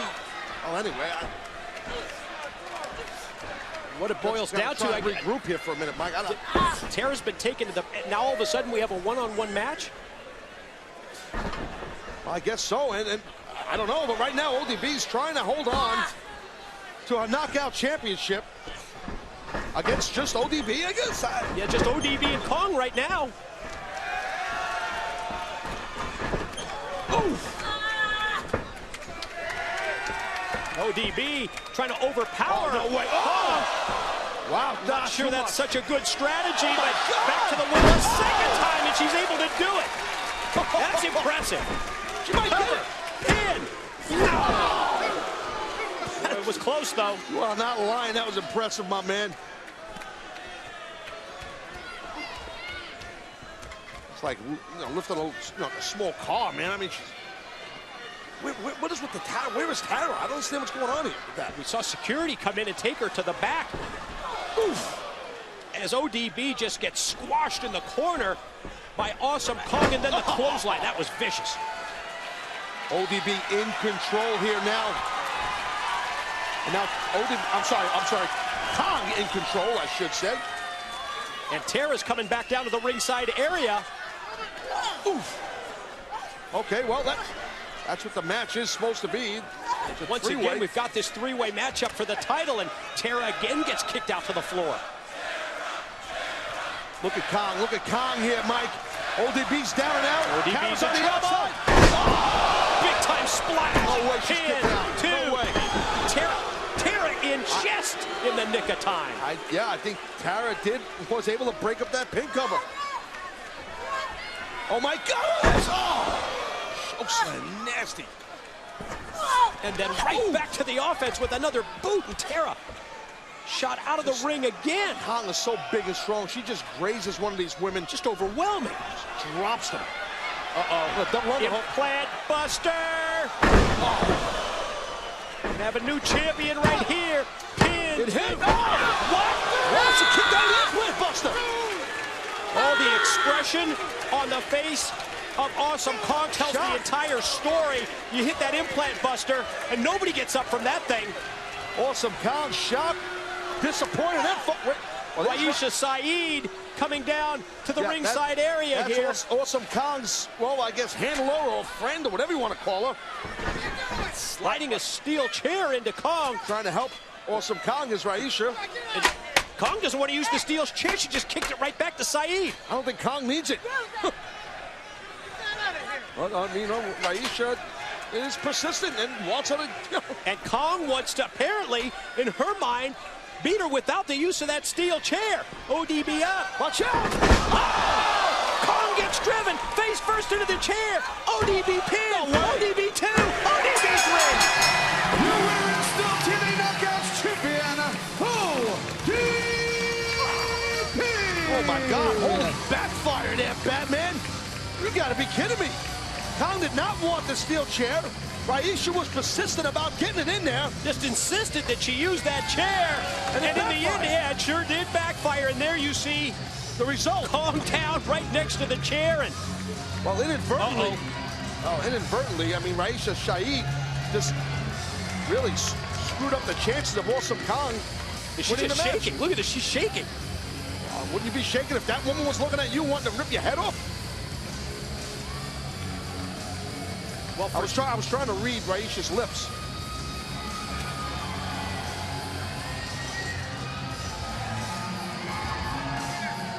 Matt Morgan, it all comes down to tonight. For months, you've been wanting to face Kurt Angle one-on-one, and tonight, you will finally get your wish before the night is over. You know this sport, right, Lauren? Yeah. Sometimes these issues between us, they're either personal or they're for business. Okay. Tonight, for me, they're actually both. For weeks, Kurt tried to play me. But why did he try to play me, Lauren? That's where the business comes into play. Because Kurt felt it was a smart business decision to have me in his corner rather than face me one-on-one. Who can blame him? But the one main ingredient, Kurt, that you seem to forget, seem to slip your mind, is that unlike all 7-foot walking cliches in this sport, I'm not some fee-fi-fo fum freak. I'm actually a college-educated man. God forbid, I know. But you see, Kurt, I graduated first in my class. And I don't say any of that to brag here, Lauren. Okay, let's be honest, maybe just a little bit, yeah? Yeah. But you see, Kurt, there's merit behind that bragging. There's merit behind that intelligence. And to prove it, look where we're at tonight. Bound for Glory, the biggest pay-per-view of all time. And I've got you, finally, one-on-one. You tried to skirt me as much as you could. You tried to run away, put everything in front of me you possibly could find. But it didn't work, did it, Kurt? Hell, even some of the Mafia members were too scared to get in the ring with me one-on-one. What does that tell you, Kurt? Because I damn sure know what that tells me. For the first time in your life, you're the underdog. Now, you may have been the Olympic gold medalist, Kurt, but I am the future.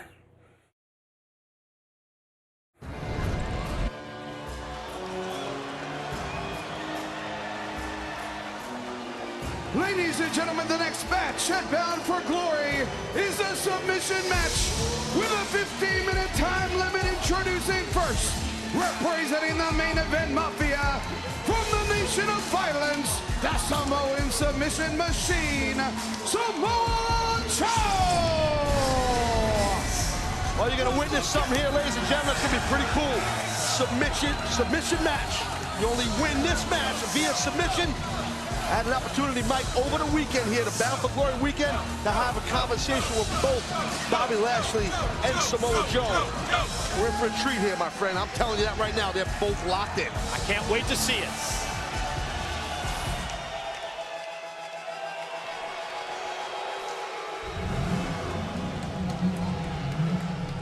His opponent from Colorado Springs, Colorado, the boss, Bobby Lashley!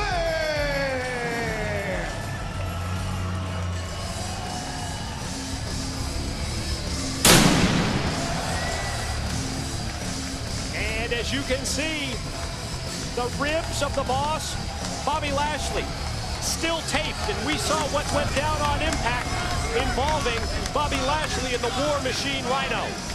Yeah, you know, ribs, anybody who's broken ribs before knows how long it takes for those things to heal. Bobby Lashley is a specimen, to say the least, but he is human. Might not look it, but he is. That's a target right there, man.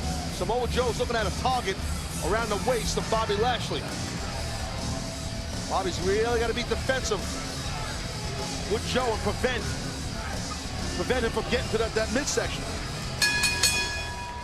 And it's almost like a neon sign, isn't it, to Samoa Joe? Yeah, it is. When he sees those ribs being taped. Whatever strategy you might have had, and you know Samoa Joe very well, yeah, I'm just guessing that Joe probably has that as part of his game plan. Oh, yeah. Well, honestly, Joe didn't tell me his game plan. I know him pretty well, as you said, but, I mean, Joe's not just well-versed in submission, but he strikes very well. Look at that drop step into a attempt of a single leg by Bobby Lashley. Quick sprawl back by Samoa Joe.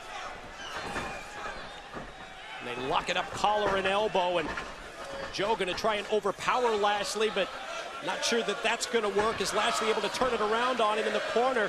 And Joe, nice move there to turn it around on Lashley as he fights back out of the corner. Yeah, I mean, look, again, you win this match via submission hold. So, oh, wow. Look at the disrespect. Look at this. Joe just... Oh, my God. How impressive. Look at the athleticism with the leapfrog. Spine buster into the pin, and there he goes for the armbar. That's a Juji Katami. That's all called a cross arm breaker. Joe turned in, very smart. Joe had the perfect defense for it, Taz, and then he goes right to the mount, and you see the strikes. Another round kick. Nice roll through into an ankle, almost a heel hook into a leg bar by Samoa Joe. Beautiful way to get into that leg bar by Joe. And Joe's got to watch out of his right ankle. Bobby might have been, look at that drop step again into that high crotch and a single leg takedown and a rear mount by Bobby Lashley. And there you see Bobby Lashley's wife, that's Crystal Lashley, sitting at ringside cheering on her husband in this submission match at Bound for Glory. And there goes Samoa Joe into the corner, and just so impressed with Bobby Lashley, just the speed and the crispness of these moves, that explosiveness, as you were going to say. The man's got busted up and messed up, busted up ribs, does Bobby. I'm telling you, the guy's a freak. Samoa Joe calling a timeout. Nothing wrong with that. You might get a mixed reaction here. You know, Samoa Joe, Samoan, but, grew up in California. He's got a lot of friends and family in attendance here this evening. I don't think neither of these men could care less about who the audience is rooting for or not. No, this is about proving who's the best. You know, we talked about this match earlier being TNA versus MMA, and Bobby Lashley mentioned, I know something to you. Well, that's what he had talked to me about. Bobby's like, I'm TNA through and through, Taz. It's not about MMA for me here. He wants a win under the TNA banner against Samoa Joe here in this submission match. Can Bobby do it? Boy, this is some accomplishment, though, that Bobby Lashley sets out to do, being the two spoiled stars. We see Joe going with those nice kicks. And trying to wear down the legs of Bobby Lashley. That's pretty smart. Wow, referee Earl Hebner got caught with a kick, and then did you see Joe take that shortcut? Well, Bobby might get, it looked like Bobby might have been distracted for a minute by Earl getting caught in the leg, and Joe went right for the ribs. He sure did. Joe took that opening and zoned in on it. What's Joe got in mind here? Oh, gonna go through with the elbow suicida directly through. The suicide dive with the elbow shots just to add that extra element. Well, it wasn't a submission, but it was pretty damn impressive. Well, the key is here in this match as you watch it evolve. It's the wear down process. It's not about just putting on a submission hold. Cause of mixed reaction. I mean, he's got a lot of his homeboys in attendance here. Does Samoa Joe. And again, focusing his offensive attack on the injured ribs. Rhino helped out. Of course, Samoa Joe as well, inflicting punishment to Lashley in recent weeks on Impact. Just imagine the pain that's going through Lashley's. Oh, what a nasty job. But the pain going through Lashley's body, difficult to breathe. And you got one nasty, angry Samoan submission machine in hot pursuit for injuring your body. Well, he's got his nation of violence supporting him here in Irvine, California, as he rolls Lashley in, and you can just sense the confidence level rising in Samoa Joe. Yeah, well, Joe Smart tried to wrestle his pace, but you got to be careful with Bobby. Bobby Lashley, a very explosive athlete. Joe just stopped him with an old school rake in the eyes and went for a leapfrog again, but to the ribs, again to the ribs. Strikes to the midsection. The punch, the kick. Totally focused on those injured ribs, and he's right back on him again. Joe put the brakes on for that leapfrog, was able to wear down the ribs. This is like a low version of like an abdominal stretch. And that's doubly effective when you've got that, and then adding that elbow, just grinding it into the injured ribs. Pulls apart your rib cage, Mike, and the little muscles in between your ribs called the intercostals, and it pulls those things apart. And, it makes it tough to breathe, and, you could just see the pain and anguish that Bobby Lashley is in. Lashley. Hip toss out. Fight through that pain. Yeah, mixed reaction here for Bobby Lashley. Striking power of Lashley. Quickly tempered by that snap slam. Gonna go for the arm breaker again. And that's it. Zoned in for his own Juji Katami. That's a jiu-jitsu/judo hold. And looks like can Joe straighten out that arm and bar it completely? And Joe stopping him really from countering the move. Well, no, Bobby stacks Joe. Stacks Joe to his back to alleviate the pain and pressure. You don't want Bobby Lashley grounded and pounded on you, Mike. And that's what Joe is on the receiving end of. Back up to his feet, and Lashley right there again. Forearm shots rock Joe, and then Joe just takes him. And perfect offense. Backs him up into the corner, ribs first. And Joe just, again, as I pointed out earlier, wrestling his pace here. Now, Joe shouldn't do this. He's trying to frustrate and disrespect Bobby and punk him out. I don't know if I agree with that. You don't want to play games with a guy like Bobby Lashley. Guess he figures, let's get in his head. Maybe he'll make a mistake that I can take advantage of and catch him off guard with a submission move. Watch that full Nelson. Oh! Full Nelson slam. Again, the power of the boss, Bobby Lashley. Who's going to lock in a submission, a choke, a leg bar, arm bar, key lock, Kimura? Who's going to hook something to get a victory? Both competitors slowly making their way back up to their feet. Lashley strikes first, taking down Joe. Follow-up move is the clothesline. Right after the boot. Oof! Big shot to the back of the head. With that, T-bone suplex right there. Quick and explosive. And very effective. Yes, sir. Yes, sir. Watch out, Joe! Uranagi! Excellent counter as Lashley went for the corner clothesline. Samoa Joe might have went for a cover. Oh, he's going to go again? No one time. No need for a cover. My bad. Submission match. That's two. Joe's going for a third. Oh, that Osotogari sweep right there. He may have left himself open at that point when Joe went for it again. I think he's got some side of it's almost like a side choke, a version of like a Kesikatami. Oh, wait a minute. Here is your winner, the boss, Bobby Lashley. Oh, what happened? I didn't see Joe tap out. I wonder if the referee felt that Joe had lost consciousness at that point, as we see Crystal Lashley celebrate her husband's victory. Hold on, it's not up to the ref. The ref's got to check Joe. He can't just decide. I think he might have lost consciousness. That's the only thing I could think of. Well, I was smart by Bobby Lashley to block that third version of a Uranagi. I think Joe went to the well one too many times, and a nice outer leg sweep by Bobby Lashley. It was the great counter by Lashley, and he ends up victorious tonight at Bound for Glory. We're going to send it to the back to preview our next matchup as JB talks with Mick Foley. Mick, I wanted to catch up with you before the Monsters Ball match tonight, the most dangerous match in TNA wrestling. You and Abyss, and quite frankly, Mick, we haven't talked since you attacked Abyss. And, you know, while we've had some great times and laughed together, I mean, you think you know somebody, and it's... Wait, you think that this is what this whole thing's about? You think laughs and good times, what my reputation was built on, JB? Hey, don't get me wrong, we're gonna have plenty of laughs and good times. Whoa, whoa, whoa, whoa, whoa, whoa, but not tonight. Now, you see, Abyss is gonna learn the hard way that you don't just put on a flannel shirt, carry around a barbed wire bat, and call yourself Mick Foley. I've done what I've done. Blood on 7 continents, lost an ear, 325 stitches, done it to make a name for myself, JB, not to make a name for Abyss. Well, it appears as though you're maybe less concerned with being ripped off and maybe more concerned with being overshadowed. You think so? You think I'm afraid that my body of work will be overshadowed by Abyss tonight? Well, that's fine, JB, because records, like bodies, were meant to be broken. But if Abyss wants to overshadow me, it's not going to be like some flannel shirt that's handed to him. He's going to have to earn it, JB. He's going to have to earn it the hard way. Have a nice day!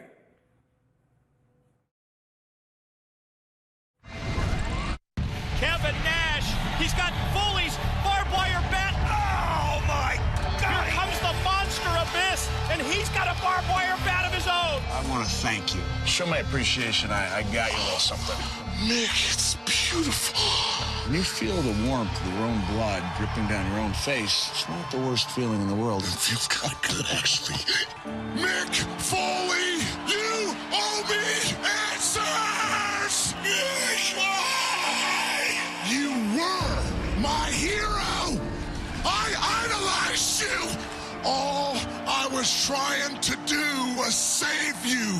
I don't need your help, and I don't need you. But when it comes to comparisons between you and me, you're not even in the same league, Chris. I got into this business because of you! You're a cheap, low-rate Mick Foley wannabe? Was I a cheap knockoff where I competed with Sabu in the first ever barbed wire massacre match? Was it a cheap carbon copy when I defeated Sting to become the TNA World Heavyweight Champion? You're right. There is a big difference between you and me, Mick. I'm hardcore, and you just used to be. Mick, you've never bled like I'm gonna make you bleed at Bound for Glory. I'm challenging you to the signature match of hardcore wrestling everywhere. The Monsters Ball. Cause I'm gonna beat your ass. In a Monsters Ball, you'd best bring your A game, because I sure as hell am bringing mine. The hardcore legend Mick Foley battles the monster Abyss in the Monsters Ball.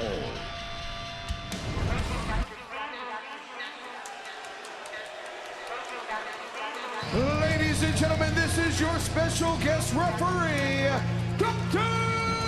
Stevie! Well, no question, the Monster Abyss is going to have his work cut out for him in this match, and this is a case of Mick Foley flaunting his power as the executive shareholder as he names, well, Abyss's former therapist, Dr. Stevie, as the special referee, and then, you know, Foley even goes as far as banning thumbtacks from this Monsters Ball match. Yeah, something tells me Stevie's not going to call it down the middle. Daddy. Ladies and gentlemen, Bound for Glory continues with the Monsters Ball match scheduled for one fall to a finish. In this match, there is no disqualification, and anything goes. Introducing first, he stands 6 feet 8 inches tall. He weighs 350 pounds. He is the Monster. Well,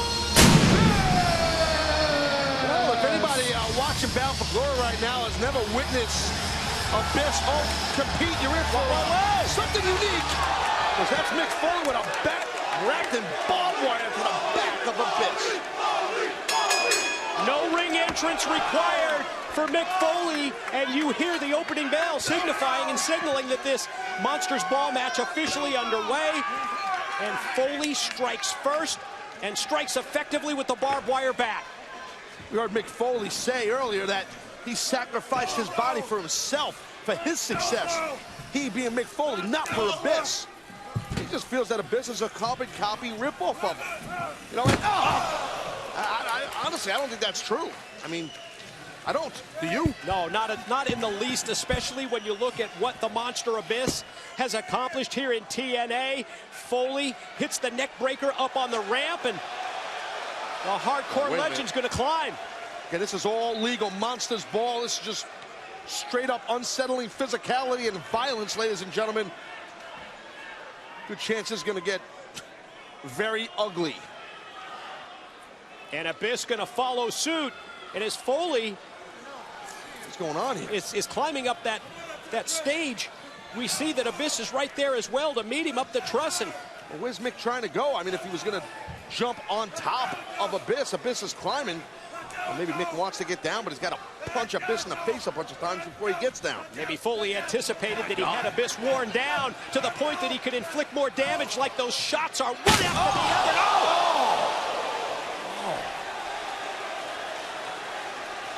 And Abyss goes right through the entrance ramp. The 350 pounds of the monster from the top, and look at this. Only about a couple of minutes into this match, and already carnage. Mick Foley had to hit him with about 20 right hands in the face and head. It's those rapid fire shots, one after the other, knocked Abyss off the truss, and as you can see, put him right through the staging. Here's the referee. It's Dr. Stevie, which he's a little bit demented himself. Yeah, just a little. Okay.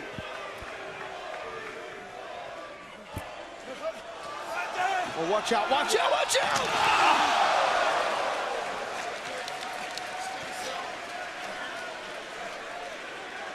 Foley not satisfied with Abyss going through. Let's take a look here. Watch this as Abyss comes crashing.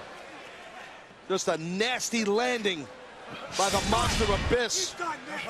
And this is Mick Foley's world right here, man. These type of matches. And look at Dr. Stevie. We talked about how Foley was flaunting his power, and now the referee, and you said there's no way that Dr. Stevie could call this right down the middle, and that's what we're seeing. It's almost as if he's cheerleading. Now, there it is. He's cheerleading Mick Foley.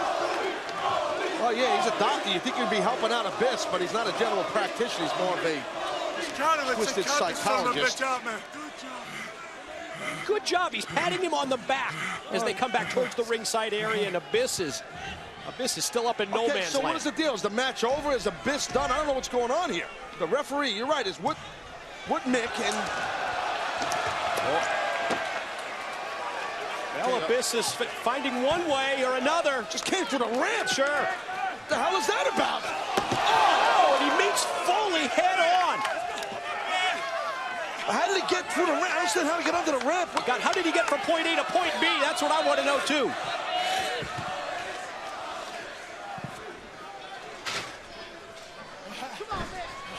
Uh-oh, Abyss takes that trash can full of weapons and tosses it into the ring. You don't want Abyss to build momentum on you.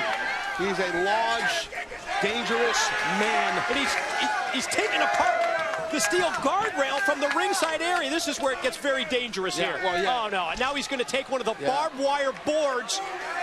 Abyss has got some bad intentions on his mind, Mike. What kind of twisted idea or concept does Abyss have in his mind? Whatever it is, I don't blame him. I'd want to do the same thing to Foley. Especially after what Foley just did to him. Here comes the trash can, and Abyss saw that one coming. Wow. Well, that's definitely not the first time that Mick's been hit with a trash can, and I think not the last, because... There's another one out. Safe prediction from Taz, and comes true.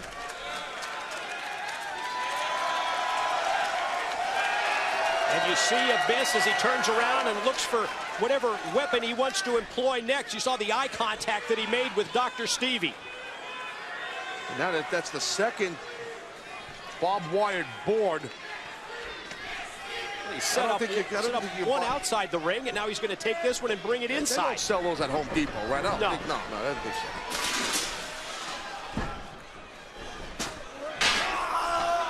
Oh, no way. Abyss nails it. Oh, I thought he was gonna nail that choke slam on the barbed wire. Oh, no.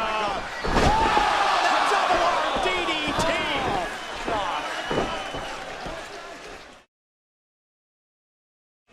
Oh, man, look, what's Dr. Stevie doing? Wow, slapping Abyss. Helping out Foley with the beat down. You know he's not beyond that, and now the barbed wire bat into the head. This is graphic here. And gruesome at the same time. Level of violence that we all knew was a part of Monsters Ball, but now it's become a reality. Mick Foley with that weapon in his hand, that deranged weapon in his hand. Oh my God, no.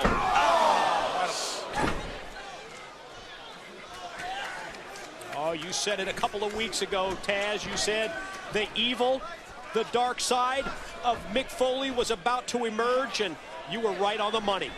Yeah, I've seen that side of Mick Foley, and it's not one to play with. He could be a fun-loving guy and all that stuff for a while, and then it's just, now you see Abyss is split open, man. Oh, and the blood flowing. I think Abyss's arm might be bleeding also. Yeah, from the head of Abyss as well as the arm. Well, one of the graphic elements of Monsters Ball. As Foley goes back first into the barbed wire. Oh my! You see where it wraps around his head and hair? Pull his hair out. Lord knows what it's doing to his skin. Here comes Abyss. Oh! Get it off him, God! It's. Oh, and Dr. Stevie helps out as the barbed wire board goes right on top of the monster. Watch out, Foley! It's a barbed wire sandwich! It's a barbed wire sandwich and then an elbow. More difficult to watch by the minute. Foley covered. Pin him already. No. God. mean, how much more can Abyss take? Crazy enough, I think more. I mean, really. These guys are both like masochists, both of them. Got some sick people in our audience. And Foley bringing more barbed wire in, and Dr. Stevie just brought that bag over. Wonder what's in there. Now, wait a minute. That's the thumbtacks that Mick Foley banned from this match. Oh, no, but wait a minute. Mick said if Abyss uses the tacks, then he loses. He said that on Impact in the past. If Abyss uses the tacks, then Abyss loses the match. And Dr. Stevie, I think, reminding Abyss of that, and just as Abyss was going to chokeslam Foley into the tacks. Oh, it's a hardcore double standard. He just... Shock treatment, backbreaker for Dr. Stevie. I'm kind of glad that... Wait, that's Daphne. And she brought something. She's still zombie hot, whatever she brought. She slid something into Mick Foley. Foley's got... What is she? I don't know if it's got a clippers. Look at their clippers. Or maybe that's... Or is it a taser? Nah, that's not a taser. I can't tell what it is. What he's got in his hand. It's definitely a foreign object. A little old school on you. What the hell is that? I think he did tase him with it. Tase? Well, like electrocuted him. And they're calling down another referee from the back to slide in and pin. He's got him. Two. What the? Wait a minute. The other referee came in. Well, both referees dirty? I mean, is he dirty too? What's going on here? Started to put in the count. He had him beat, I think. I guess he determined that Abyss got the... I don't know.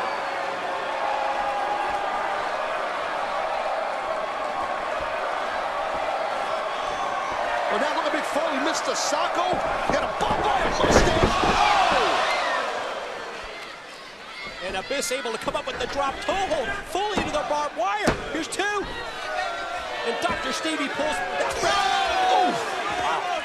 Referee Jamie Tucker got drilled by the official who is the official of this match, Dr. Stevie. Definitely some shenanigans and tomfoolery going on here in this Monsters Ball match. And now Zombie Hot herself, Daphne. Oh my God, no, no! Oh! Daphne gets chokeslammed right into the barbed wire board. Holy shit! That was sick. That girl has got to be destroyed. Somebody help her. And Dr. Stevie, the referee, is berserk right now. Oh my God! Black hole slam. Unprotected back first into the tacks. Look at it, Stevie's back. Foley up. Foley chokeslammed into the barbed wire. Where is the ref? We need a referee. Stevie's the ref. He's loaded with thumbtacks. And Abyss is dragging him over. And Abyss is going to have Dr. Stevie make the count. I guess it's official. The Monster Abyss. That was one of the strangest, oddest, sickest, most violent, twisted situations I've ever witnessed in my years. I don't know what the hell just happened, but it was nuts. And in a weird way, it was kind of cool. And it ends with the Monster victorious in the Monsters Ball Somebody match. Help Daphne's still stuck in the barbed wire. Somebody help Daphne. She's locked up in that barbed wire.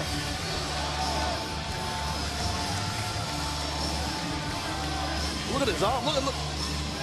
Gonna take another look at some of the outrageous action in the Monsters Ball here at Bound for Glory. There goes Daphne in the barbed wire. I mean, look, Daphne just... We talked about unsettling. Oh my God, physicality.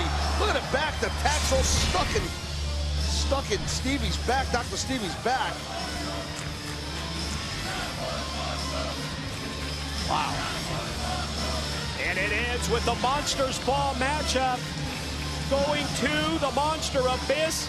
He wins this hardcore battle over Mick Foley, and we are going to send it to JB with Kurt Angle. I'm here with the leader of the main event Mafia, Kurt Angle. And Kurt, thus far tonight here at Bound for Glory, you could say things have not gone the way of the main event Mafia. You have a matchup yet tonight with the Blueprint Matt Morgan, one of the toughest opponents you could ever ask for. Yet you seem supremely confident. Are you underestimating him tonight? JB, I never underestimate anyone. To merely step in the ring with Kurt Angle, you have to be at a certain level. You see, you can say all you want about time limits, but I had AJ Styles, the TNA World Heavyweight Champion, beat in the middle of the ring just 3 days ago. And the next time I face him, it's gonna be for the TNA World Heavyweight title. And there won't be any time limits. I proved to the whole world where Kurt Angle stands. But before I do that, I have to get through Matt Morgan. Now, Matt Morgan, I never wanted him in the Mafia. Not because I was intimidated by him, but I saw usefulness in him. But now I see him as a disrespectful punk. And Morgan, you want to cross the Godfather. You want to cross the Godfather of main event Mafia. I warned you what would happen. So Morgan, tonight, I'm going to teach you about the word respect. Morgan, I am going to teach you that it's real, that it's damn real. The Godfather has spoken.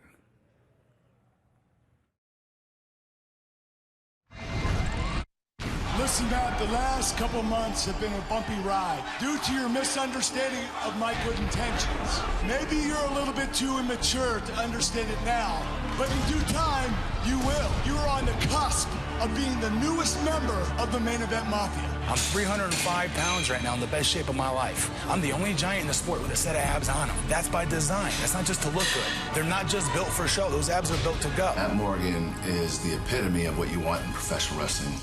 As far as being a giant, he has everything it takes to be a champion. Right now, at this point in my career, I am wrestling better than I ever wrestled before, so I am the best in professional wrestling today. In my opinion, Kurt Angle is the best in the business because of the years and years of work he's already put in before Kurt Angle became a nationally known name, before he was on the Wheaties box as the Olympic gold medalist. You're using me to keep your precious little heavyweight championship. Kurt Angle and Matt Morgan exploded here. Angle Slayer! Oh my God, right through the table! Kurt Angle sending a direct message. Being okay ain't good enough. And that's what sets him apart for 99, almost 100% of pro wrestlers in any company, in any facet, form, or any part of the country or any other country. I don't care where you go. There's not a better pro wrestler in that ring, bell to bell, than Kurt Angle. Here comes Matt. Carbon footprint. Sting goes out to the floor for Morgan. Look at this springboard. Oh, what a 450. New champion. Every day that I wrestle, I give everything I have, and I don't leave anything left in that ring. I give everything I have until I can't move anymore. I did not lose my TNA World Heavyweight title. I was not beaten by AJ Styles. I was screwed by Matt Morgan. I have never won Bound for Glory. This has not been my best pay-per-view. Bound for Glory is the pay-per-view where I have to prove myself. In order for me to be the greatest wrestler of all time, I have to win in our biggest pay-per-view of all time. The top guy. Will it be Matt Morgan? Will it be Kurt Angle? It's a respect thing. When you look at the Kurt Angle versus Matt Morgan match, it really is wrestling's best versus wrestling's future. And I think it's going to be one of the best matches that Matt Morgan has ever shown in his career. And he's really going to test Kurt. Matt's future is very, very bright. He's the whole package, so this one will be an interesting matchup. My wife probably wouldn't like me to say this, but she's been with me this whole time, so she probably understands and agrees with me.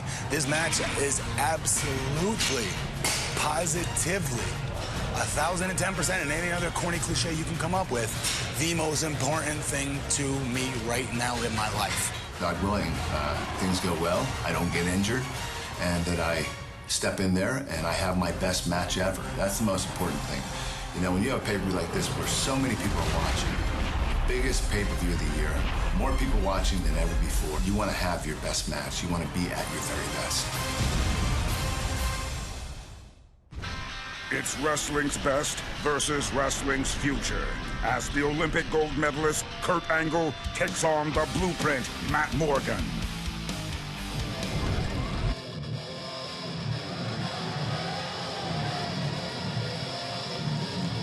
Ladies and gentlemen, the following special contest is scheduled for one fall with a 15-minute time limit. Introducing first, from Fairfield, Connecticut, the Blueprint Red Broadcast. This is the proving ground for the Blueprint, Matt Morgan. You heard him refer to this match tonight as the most important thing in his life at this point. His chance to go one-on-one with Kurt Angle. And I believe that, Matt, and I can tell you from experience, when you prepare for a big match on a big stage like this, it engulfs your whole life, personally and in business.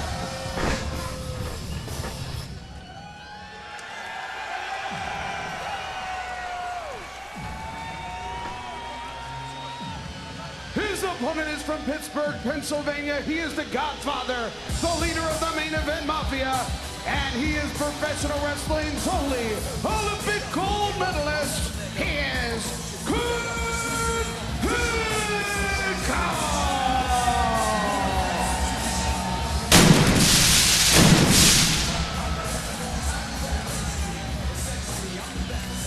Kurt Angle thrives on pressure.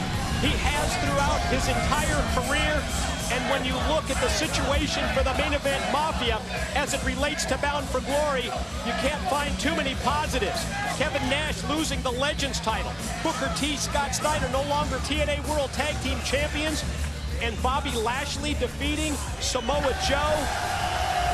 Yeah, it's definitely not a good night for the Mafia. Good point, Mike. I agree with that. And the Godfather of Mafia himself, kind of like a head coach, when they're giving up penalties and fumbles and interceptions, and it's not a good day, not a good game for the Mafia today. And now Kurt Angle, the leader, the Godfather of Mafia, is standing across a young stud athlete with a moniker known as the Blueprint, and it's fitting to Matt Morgan. Whether you call him the Blueprint or the DNA of TNA, Matt Morgan, the look in his face tells me he's cocky, he's confident for sure, but you know what? It's not bragging if you can back it up. Well, there's a song like that, and I agree with that statement. And, you know, Matt Morgan is just, like you said, cocky, confident, you know, very cavalier at time. And he's also becoming and building credibility as Matt Morgan. And if Matt can win this match, he beats the most credible athlete in our industry today. And that's why this match is the proving ground for the Blueprint Matt Morgan, to prove it to himself and to prove it to the professional wrestling world. And Kurt Angle, again, this is the one thing here, one of the things I believe, in my opinion, that Kurt has over Matt Morgan is that experience factor, where Kurt Angle knows when to jump out of that ring and try to frustrate Matt Morgan. And you know, I was just going to point out that we saw this Thursday on Impact in the match between Kurt Angle and AJ Styles. We talked about dictating the pace. And that, to me, is what Kurt Angle's doing at this point. He's seeing that the Blueprint Matt Morgan, maybe the youth that Morgan has. Let me interrupt you, Mike. I think that Kurt maybe is trying to get Matt to get a little overzealous and make a mistake. That's what I think he's trying to do, Kurt. And it's smart, playing a little mind game with him. But Matt Morgan's a very intelligent athlete. If you don't believe Matt, ask him himself. He'll tell you how intelligent he is. Because it's the truth. And as they lock it up, we see. Do you like how I speak for you? I do. You just filled in the blanks beautifully. We talked how the power game of Morgan would be a big part of this match, the experience of Angle as well, and we've seen both of those elements play out here early on. And let's give credit to Matt Morgan, not falling into the trap that Kurt might be trying to set him up in. Kurt Angle, before he locks up, oh my God! Talk about power and strength. And what kind of a situation is this for Angle coming off the match on Impact on Thursday against AJ Styles, where now his opponent has a completely different style? Very good point. I mean, it's a completely different animal, but Kurt Angle's able to switch those gears, I think. I mean, I wouldn't be, if I was Kurt, I wouldn't be in a rush to get back in the ring if the guy just chucked me out like I was yesterday's news. Yeah, you would think that there is that one wrestler on the TNA roster that wouldn't be flustered by this, that would understand that going against Morgan is going to be a totally different game than AJ Styles. That has to be Kurt Angle, the Olympic gold medalist. Yeah, you're right, Mike. I think Kurt Angle's prepared to face any type of athlete on the TNA roster at any time. Hence why that makes him, in my view, the best wrestler in the world, Kurt Angle. Then when you factor in things like the cardiovascular conditioning of Angle. Well, the one thing, the kink in the armor for Kurt Angle is the well-documented neck injuries that Kurt has. Is it kink? Well, it's a chink. Chink, kink, gotcha. This is the, we talked about, watch. Elbow pads off and those shots. Wow, rapid fire. Wow. And again, look where they're directed, Taz. Towards the side of the head and neck region. Look at this, from the back of the head, back of the neck, I should say. Oh, wow! Oh! Well, when you're damn near a giant and put together like Matt Morgan. Oh! Well, 7 feet tall, 305. That'll put you in that category. But then when you factor in the agility and the ability that he has to go along with that frame and physique. And the confidence, as you said, Mike. Confidence is a key in any sport, any athletic event you're involved with. You got to have confidence, and Matt has no confidence problem. That's why he feels he is the future of TNA, and that his future starts tonight with a win over Angle, and all of a sudden Kurt Angle's turned this thing around. Oh, it comes off the apron. Kurt got caught, man. Kurt got caught. Look out! Oh, God. Well, with the spinal cord injuries and neck injury issues that Kurt's had in his life and his career, that's not a good way to spend a Sunday night, getting driven by a giant into a steel post. This got rammed back first right into the steel, and Morgan rolls him in. Don't take your time, Matt. Don't play games that get too cocky. We just said that we probably wouldn't see much high-risk offense like we saw from AJ Styles, but the second corner comes off the top. With ease.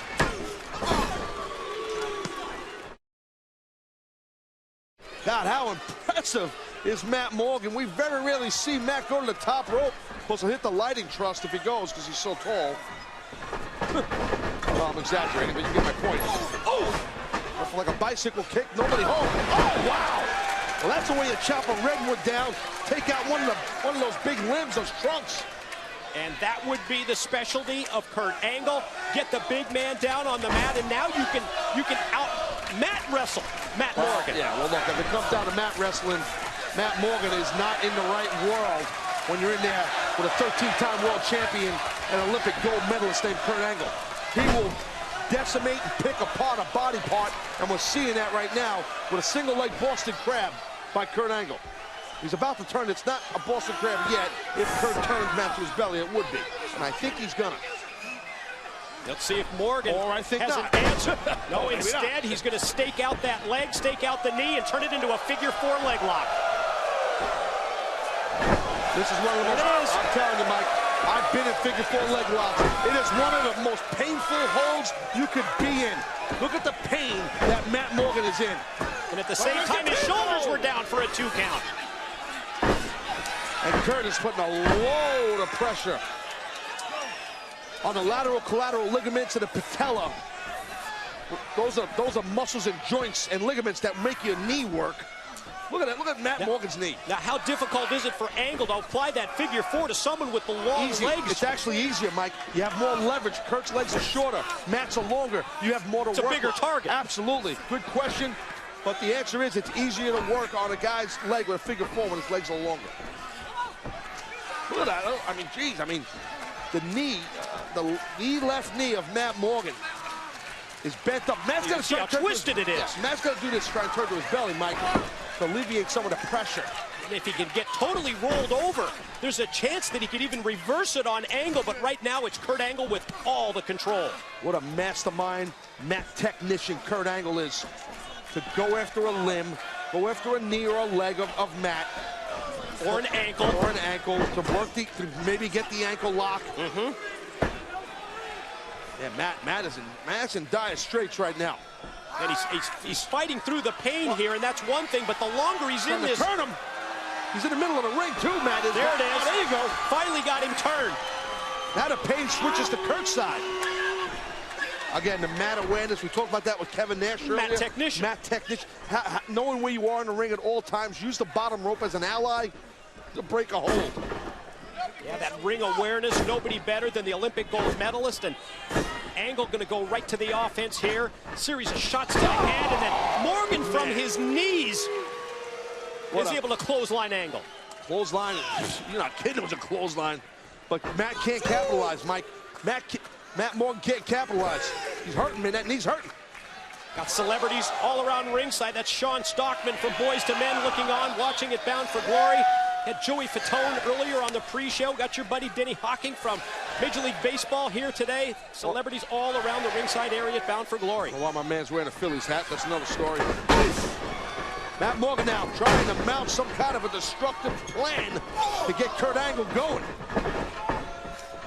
Gonna bring him out. Gonna go for that side slam right into the pin. Both legs hooked. No. Well, Matt, look right to the knee. See that? Kick straight to the knee. And then you rock him backwards. You rock his head with those European uppercuts. See how quick. And the longer this match goes, the more it's in the corner of Kurt Angle from a conditioning standpoint. Look at the power again, the strength, the cockiness. And the effectiveness of the fall-away slam. Well, it looks like he might want to do some sort of a choke slam or Matt Morgan now I'm speaking of, and Goulzel here. Can Matt get him up? Nice counter. Angle roll through. Pin. 2. No. Oh, that was close. Wow. That was close.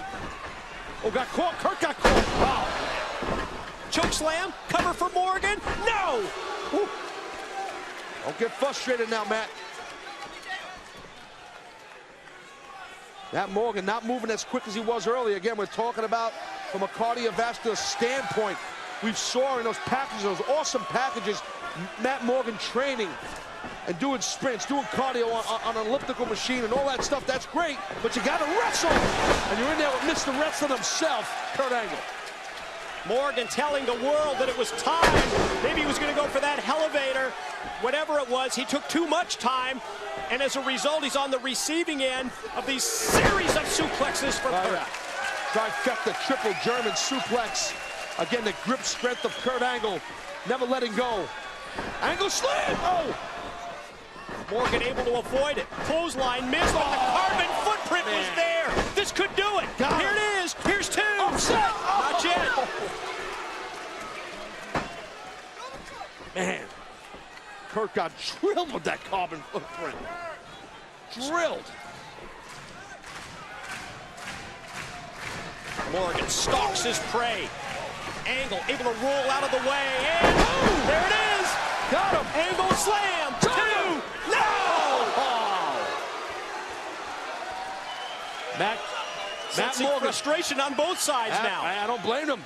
Guys are hitting some of their signature stuff, and each other has the wherewithal to kick out. Oh, buddy. Straps come down from the Olympic gold medalist as he applies his patented submission hold, the ankle lock. On an already injured leg by Matt Morgan. Oh. Matt Morgan able to get out quickly out of the ankle lock. Doubles Angle over with the boot. Got him up. Oh, Angle able to come through with momentum. And that momentum leads to another attempt at the ankle lock. Phenomenal, tenacious, pugnacious. Here's Kurt Angle with that ankle. Oh, still hanging on. Morgan used the free leg. It's like a damn pit bull, man. What we talked about on Impact, the grip strength of Kurt Angle. He can't kick him off, and that time, finally, the free leg does. Matt Morgan's got a huge foot that helps. There's a lot of surface to grab in that ankle bar. Ankle lock, I should say. Ooh. Angle all the way through, shoulder into the steel post. Kurt got a little overzealous and paid for it. Uh-oh. Elevator time. Yeah, hit that elevator button because the elevator's coming. There it is. Matt Morgan did it. He did it. Oh. Shocked. I'm shocked. Morgan says, what else can I do? I hit him with everything, including the elevator, and Angle still not down and out. You can just see Matt's face perplexed. What do I got to do to beat this guy? Kurt still got gas in the tank. Instinctually maybe kicked out. I don't know. That elevator was nasty. I mean, that's the other thing. The longer this match goes, well, that's what I was saying. The more it's in the favor of Kurt Angle. It's in the favor of Angle, exactly. And the match continues on. Angle still alive, still surviving, still in that survival mode. Matt Morgan's looking good right now. Oh, my God, not a tombstone. Again, think of the neck. Oh, instead Angle slips and slides right into the ankle lock. Again, game plan intact. Ankle lock is on. Matt Morgan might be done here, Mike. Just tap out, Matt. Still hanging on. Kurt Angle, I don't think there's a chance he's letting go this time. Before Matt, oh, he's thinking about it. Can he fight through the pain, or is he going to tap? Again, uses the free leg, and that time able to break it. Both men outdoing each other. Ooh. Look at this! Come on, Morgan! Oh, how close can you get? You just saw that time. You could read his lips.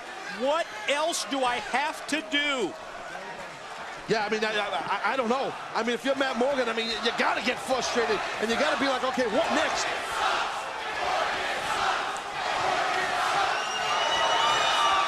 I beg to differ with our audience. I got to tell you, in my opinion. Dueling chants throughout this match. Some of the fans cheering for Angle, of course, some for Morgan as well. As we see the blueprint, and think of what you're doing here, Matt. Wait a minute. Play possum. He fell into the trap. Kurt was playing possum, Mike. Morgan fell right into Angle's trap, and there it is. A possum with a gold medal and an Angle slam. Look at Kurt. It's like the match just started. What kind of shape is this guy in? He's a freak, man. He's amazing.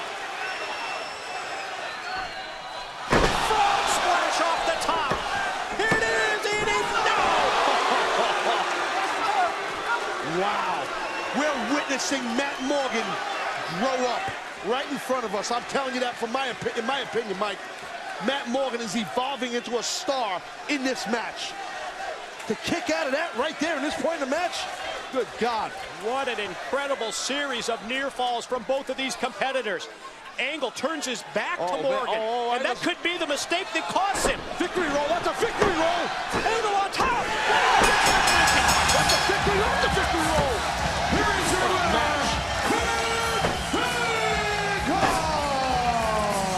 that was a phenomenal matchup right there. What a performance by both athletes. Kudos to both men. That thing could have went either way. Kurt Angle just one step ahead of the younger Matt Morgan.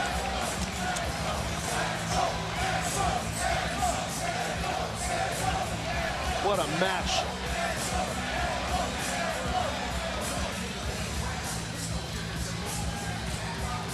And apparently, well, I don't know what Kurt's doing here. Extending the hand?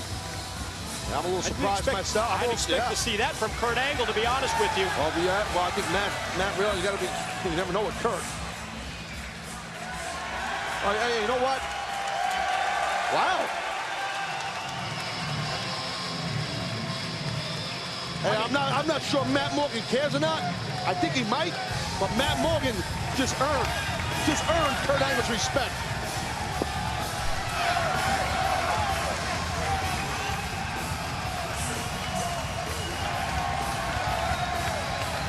I mean, Taz, think of what we've just seen.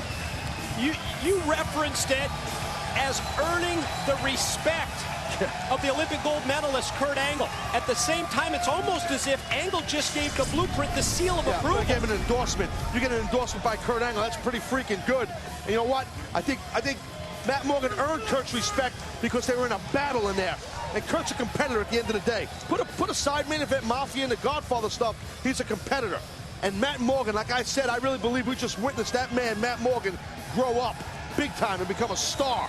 Big time star. That was some hell of a match. It was incredible competition. And ladies and gentlemen, we want to send out a special thanks to Dead by Sunrise. They supplied the official theme music for this Bound for Glory event, and we invite you to check out their new album that is available now. And there you see the graphic, Dead by Sunrise. Thank you guys so much for being a part of this Bound for Glory event.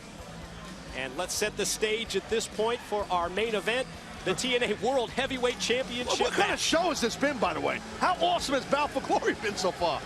Titles changing hands. Main event still to come. TNA World Heavyweight Championship match still to come.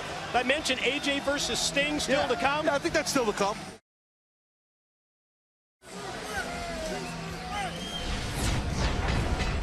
This is what it's about, ladies and gentlemen. This is the main event at our biggest pay-per-view of the year, the World Heavyweight Championship matchup, and we go to the tail of the tape. You look at the numbers breakdown in this match, and they illustrate the sizable edge for the challenger Sting. Keep in mind the champion AJ Styles with that youth and with that passion on his side. It was last month at No Surrender where more people were talking about Sting passing the torch than AJ winning the championship. 3 straight years at Bound for Glory, Sting has captured the TNA World title. Can he do it again in 2009, just like he did in 06, 07, and 08? And Sting has been outspoken that he still has the fire to compete at this level, but you could also hear that doubt in his voice when he admitted that if he's not successful tonight in his home state of California, it just might be the end of an era for the Icon.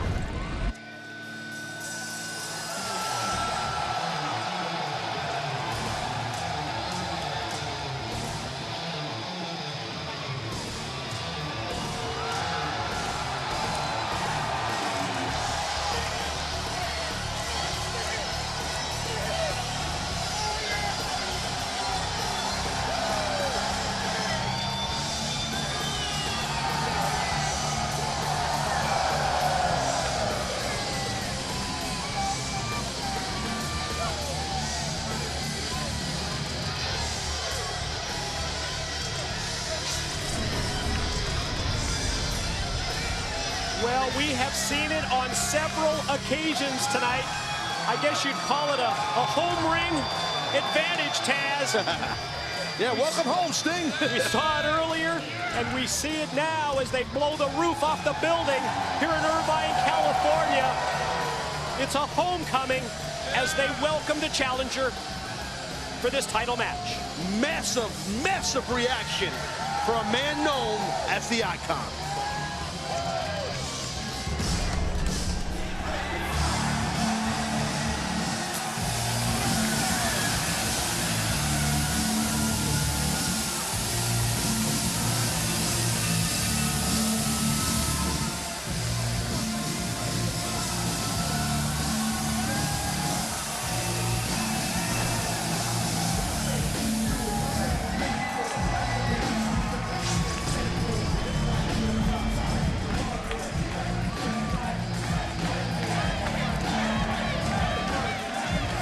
Another incredible reaction. They're chanting AJ, AJ as the phenomenal one. The new TNA World Heavyweight Champion makes his way to the 6-sided ring wearing the championship belt that he captured last month.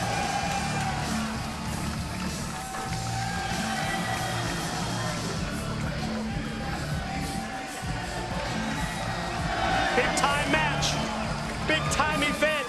We're going to send it to Jeremy Borash, the official introductions for the Bound for Glory main event.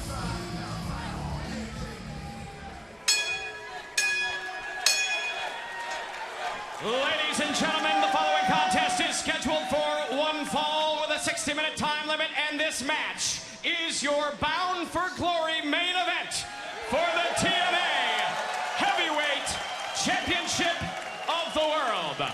When the bell rings, the man in charge, TNA senior official, Mr. Earl Hebner.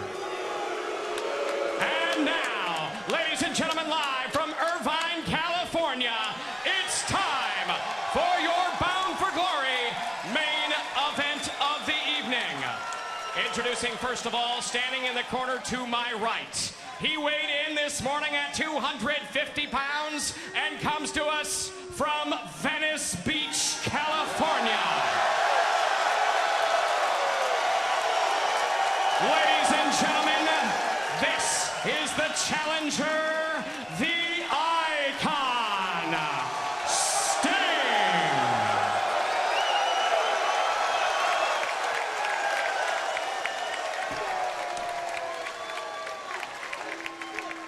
And now, ladies and gentlemen, introducing, standing in the corner to my left. He weighed in this morning at 210 pounds and comes to us from Gainesville, Georgia. He is the current, reigning, and defending TNA Heavyweight Champion of the World,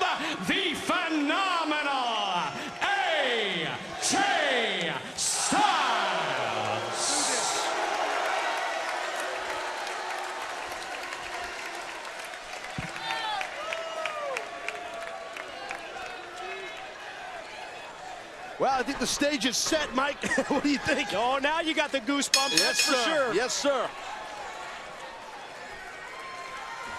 And the mutual respect exhibited with the pre-match handshake. And this is one of those matches, Taz, that we have all been waiting for. This is a match that we've anticipated. We've thought about the pros and cons of this match, and it finally is here. AJ Styles and Sting for the title. And, you know, I think one of the important things for AJ to do to retain his title here tonight is not to let Sting's impressive Bound for Glory record get in his head, in AJ's head. I mean, you know, as you called Sting, Mr. October, more or less, because of his success at Bound for Glory in the past. Well, how do you beat it? 3-0. The last 3 years at Bound for Glory, and in every instance, he won the TNA World Heavyweight Championship. Can he make it a fourth time? High hip toss takeover, and AJ senses that he's got the early advantage and goes to the side headlock and going to try and wear Sting down. You know, also Sting has the, you know, as we said, the home ring or the home field advantage in his home state here in California, and sometimes that can play on you a little bit. But I think AJ's in the zone. Oh, wow, what a hip toss by Sting. It's pretty obvious. Look, Sting has got to see a lot of AJ. He's got to see himself in AJ. You know, years ago when Sting, it kind of reminds me of, you watch this match, like a Sting versus a Ric Flair. Would you agree? No question. And you look back on that match, and I think you're talking about that Clash of the Champions match. Exactly. Where it's really the match that Sting has said, it put him on the wrestling map. And now you fast forward some 20 years later, and you see these two guys squaring off, and you think of Sting in the position that he's in. And we saw it last month in a sense of no surrender. Whoa! Wow. AJ able to come back right from the apron, and Sting able to avoid him. Ladies and gentlemen, I'm telling you, he just made it look easy. Even Sting's impressed. What AJ just did looks so flawless and easy. That's so hard to do what he just did. I'm not telling from experience because I never could do that. That was just sweet. Just that fluid motion of the phenomenal AJ Styles. You got a nickname like the Phenomenal One. That you better be good. And in his case, it isn't hype at all. No, it's about substance. But Sting's got the size advantage here. I think he's got about, you say about 40 pounds on AJ. I believe you said Sting weighed in. We said Sting weighed in around 250. Right. AJ. Yeah, about 210 pounds in that range. And the quickness right there of AJ, and Sting just kind of picking his spot here and impressed with AJ.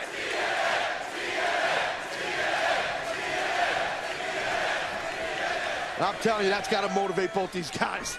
I'm telling you, I remember back in the original ECW days, hearing people chant ECW just like you would hear TNA fans chant TNA. That motivates you. I'm telling you it does. Off the slam, here comes AJ, going to go airborne and connects with the knee drop right into the head. Immediately goes for the cover. Sting able to get the shoulder rolled before 3. And what a remarkable story, Mike, we've touched on in the past here. Now, you know, AJ Styles was going through some stuff in his life and wanted to kind of hang the boots up at a young age. And Sting motivated AJ not to do that. Stay in the industry. Keep at it. Because, like you said, Sting sees in AJ what he wants the future of this profession to be. I mean, Sting passing the torch to a guy like AJ, that's a good guy to pass that torch to. But I still do think it's a little bit of a mistake. Ooh, whoa. I still think it's a little bit of a mistake, Mike, that for that, just something like that, for AJ to give an opportunity for the TNA title to a guy like Sting. Because Sting does have that, he's got a mean streak. He didn't succeed this many years without being, you know, a mean guy at times. But remember, Taz, it was also AJ Styles who said to Sting, do you still have that fire in your gut? Do you still have that competitive nature? And we're seeing it right here. Be careful what you wish for. As the TNA champion, AJ Styles, I think, is learning firsthand that Sting still has some fire. And still has the ability, as well as the impact of that running clothesline after those previous times when he shot him off into the corner with just that extra oomph. I think AJ just waiting to try to regroup here. Whoa, whoa, whoa, look at this. The sportsmanship exhibited by Sting, opening up the ring ropes. Well, if I was Sting, I'd drill him as soon as he tried to get in the ring. Right there, boom! That's what I would have done. I mean, honestly. That'd be the difference between you and Sting. But I'm not an icon, but I hear you. You know. Lock it up in the corner, and Sting goes for the leg, but that's quickness. I was saying how quick Sting picked the ankle of AJ, but AJ just, you can't wait with AJ. He will attack quickly. But you are able to answer a move with the quickness and the impact that AJ just did. A fundamental, a basic vertical suplex by AJ. He puts a little twist on it, leaves his feet, little subtle things, little nuances that people don't see. How AJ left his feet on the vertical makes the vertical suplex more impactful. And this time, it's AJ with the extra power behind that shot into the corner as he just fired him in, back first into the turnbuckles. You know, AJ, you know, we've seen it the past couple of weeks on Impact. We've seen that AJ feels, we've never heard him say it, that he's got something to prove. And again, that too I don't agree with. I mean, you're the TNA World Heavyweight Champion, AJ. You got nothing to prove. I know, Mike, you'll take a different side of that, but I don't know. Face plant by Sting. I think it's because of all the doubters, Taz, that talk more about passing the torch than the fact that Sting won the title at no surrender. And AJ still has those doubts in his mind. I mean, it was a time limit draw with Kurt Angle on Impact this week, so I'm not sure that he still has all those doubts taken care of. Well, if AJ's walking into this match without the confidence, then was that one arm? It might have been. It tossed him overhead with a back body drop. If AJ is losing confidence, that's what happens to you. You get caught with different moves like that. Big driving, nasty backdrops like that. Not good for you to win a match. Now Sting just stalking AJ. AJ fights from his knees back up to the vertical base as they exchange. Off the leapfrog, Sting comes off the ropes. Then AJ extends the leg. Perfectly timed, perfectly placed drop kick. And that's the veteran Sting. Realizes, got to regroup here. I just got caught real tight with a drop kick. Well, watch AJ. Experience factor of Sting, one step ahead. AJ with the passion. Oh! And the passion cost him that time because he crashes and burns when he goes right into the steel guardrail. Sometimes that's what happens when you have that youth. You're a little bit, you know, you get overzealous. A little overzealous, as I was saying earlier. I mean, you know, you get a little bit, jump the gun a little bit, but oh my God. How hard did Sting just nail that guardrail? I think he bent it. Look at the bar behind Sting's body. It looks a little bent. And how quick was AJ in sidestepping the onrushing Sting, and he went right into the steel. Look at the guardrail. It's all bent up. See it? And twisted it just with the impact of Sting going in. AJ going to roll in to break the count from the referee. Sting still regrouping.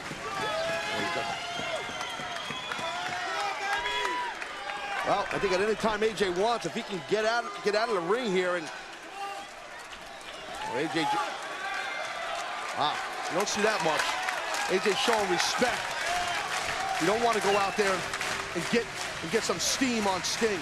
He wants Sting one-on-one, right in the middle of the six-sided ring. That's the key. I think AJ wants any cheap victories here. Right. Well, you're right, man. AJ just wants to prove something. I think most importantly to himself. Quickness of AJ countered by the elbow of Sting, who goes to the power game with the suplex attempt. Sting's definitely got some mustard behind those punches and elbows. So does AJ. You're not kidding. Oh! That last one really connected. Another shot and a half. Watch out! Oh, I think Sting maybe wanted to go for that Stinger splash. Ran into a back elbow by AJ. Oh, that time got the boot up when AJ came right at him. And Sting up on the top. AJ's going to try and take him off. Whoa, whoa. What is this? AJ maybe going for a pile driver. Wow. Weight advantage of Sting leads to that tombstone-style pile driver. And into the pin. No!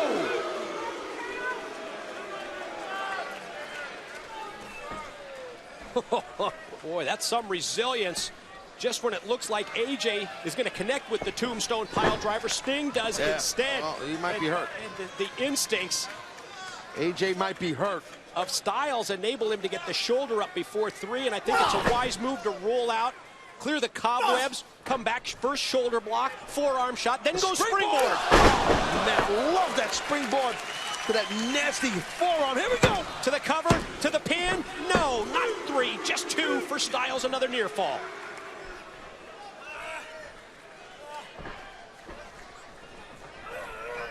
Backbreaker. Across the knee, into the cover. Well, you're getting to that point in the match where conditioning is going to be a big part of what happens. Who's going to run out of gas first? Elbow to the back of Sting's head, but he's still able to reverse it and shoot Styles off. Yeah, but another AJ back gets elbow. the elbow up. Quick with the elbows. And look at AJ! Oh, man, got caught. Went for that moonsault. Yeah, but look how well he adapted. Reversed. Nice. Snap made a counter.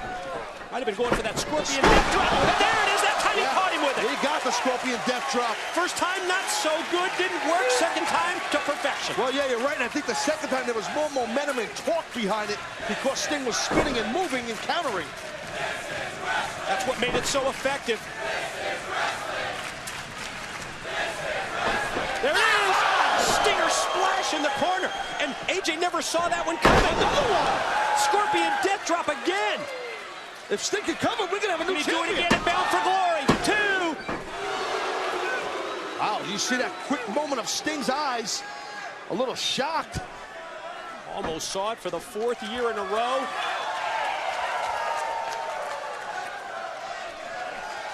Sting's got something in mind here. Go for that scorpion. There it is. Got to make that big step, that long step across, and then sit down on the hold. There it is. Scorpion deathlock applied. Sting's the master of this. This is his deal. He's an expert. Can AJ hang on? It's going to take it. What do you say, Jay? Huh? You give it up? No! Just think about Scream the ankle. out, no. Think about a couple of days ago on Impact. Kurt Angle had that ankle lock on AJ Styles for a while. We don't know what's going on with AJ's ankle internally.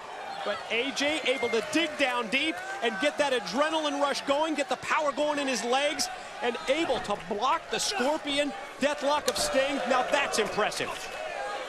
Still fighting. AJ still fighting. As is Sting.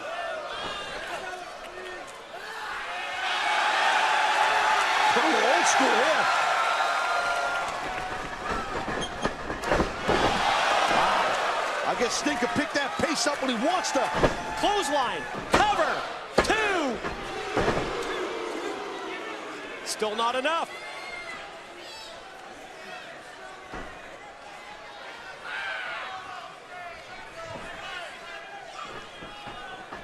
Sting gonna go power now, lifting up Styles, setting him up on the top rope, and gonna follow up as well.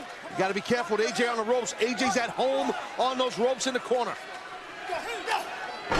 AJ nice. with a headbutt, surprise Sting. Yeah, it's definitely AJ can't even climb to the ropes. There might be something going on with the ankle or the lower leg. And remember, he used the headbutt. Right, true. To take Sting down, so maybe that's what just really caused him problems when he was up there. That could definitely ring your bell. Oh, Pele from the apron. Did he get over though? Pele, it caught Sting, but I'm not sure that it's the knockout blow that he expected. This Sting might down. be. This might be. Springboard into the splash, into the pin. Got it. Here's your winner, and still TNA Heavyweight Champion, the phenomenal AJ Styles. Wow. AJ Styles retains the TNA World Heavyweight title against Sting. What a match, eh? We talked about AJ Styles erasing the doubts in his mind. And I don't think you can question AJ as a champion when it comes to Sting. When you talk about passing the torch, AJ has just done it at Bound for Glory. AJ Styles has defeated Sting, and he has retained the gold. There should be no doubts in AJ's mind at all. Sting got to show much love and respect. to the Icon. Was that Sting's last match? Did we just witness history? Well, what a performance by both men. Certainly a possibility, I think, Sting, when you hear what... There you go. When you hear what Sting said, Taz, I just have to tell you, is it showtime for the last time?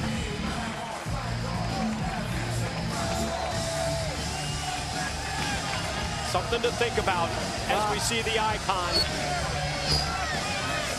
walk away from the ring. Wait a minute, AJ's asked for the microphone. Hold on! Sting! Get back in this ring!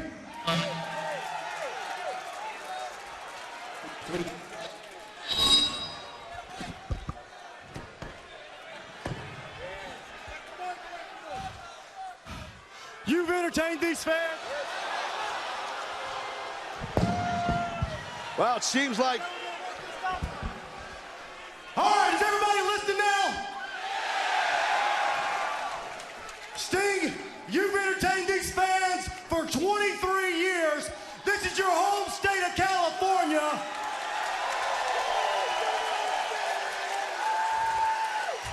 And this ring is your spotlight.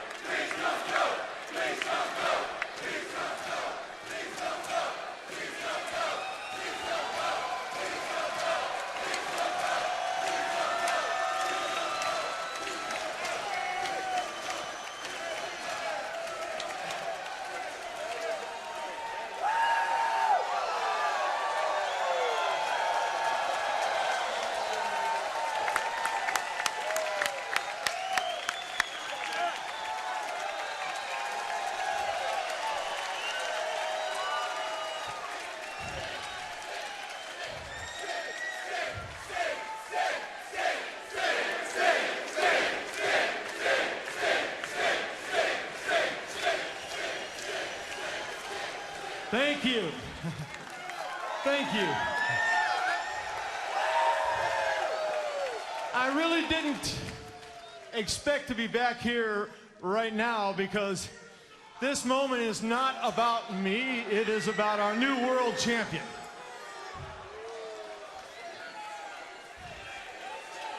But if I'm gonna lose, I'm glad that I can lose to somebody like AJ Styles. And if I can lose, I'm real glad to lose at home.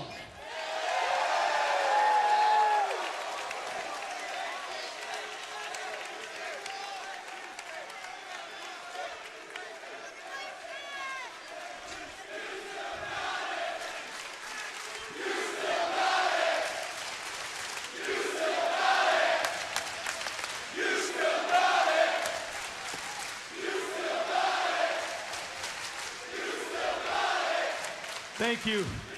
Thank you. I suppose since I have this platform right now, I should probably cover what a lot of people have been asking me over the last couple of months, and especially at Fanfare here yesterday. But I gotta tell you,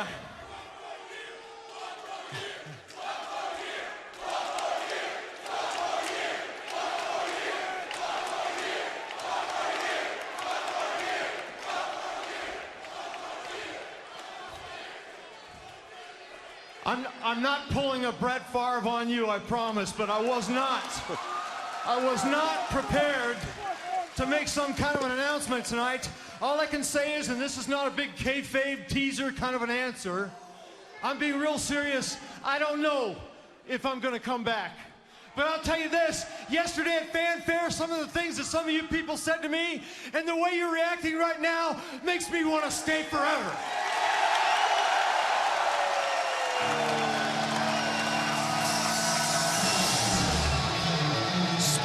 for everyone at TNA. We thank you for joining us on this special night, this very special moment. Ladies and gentlemen, thanks for being a part of Bound for Glory 2009.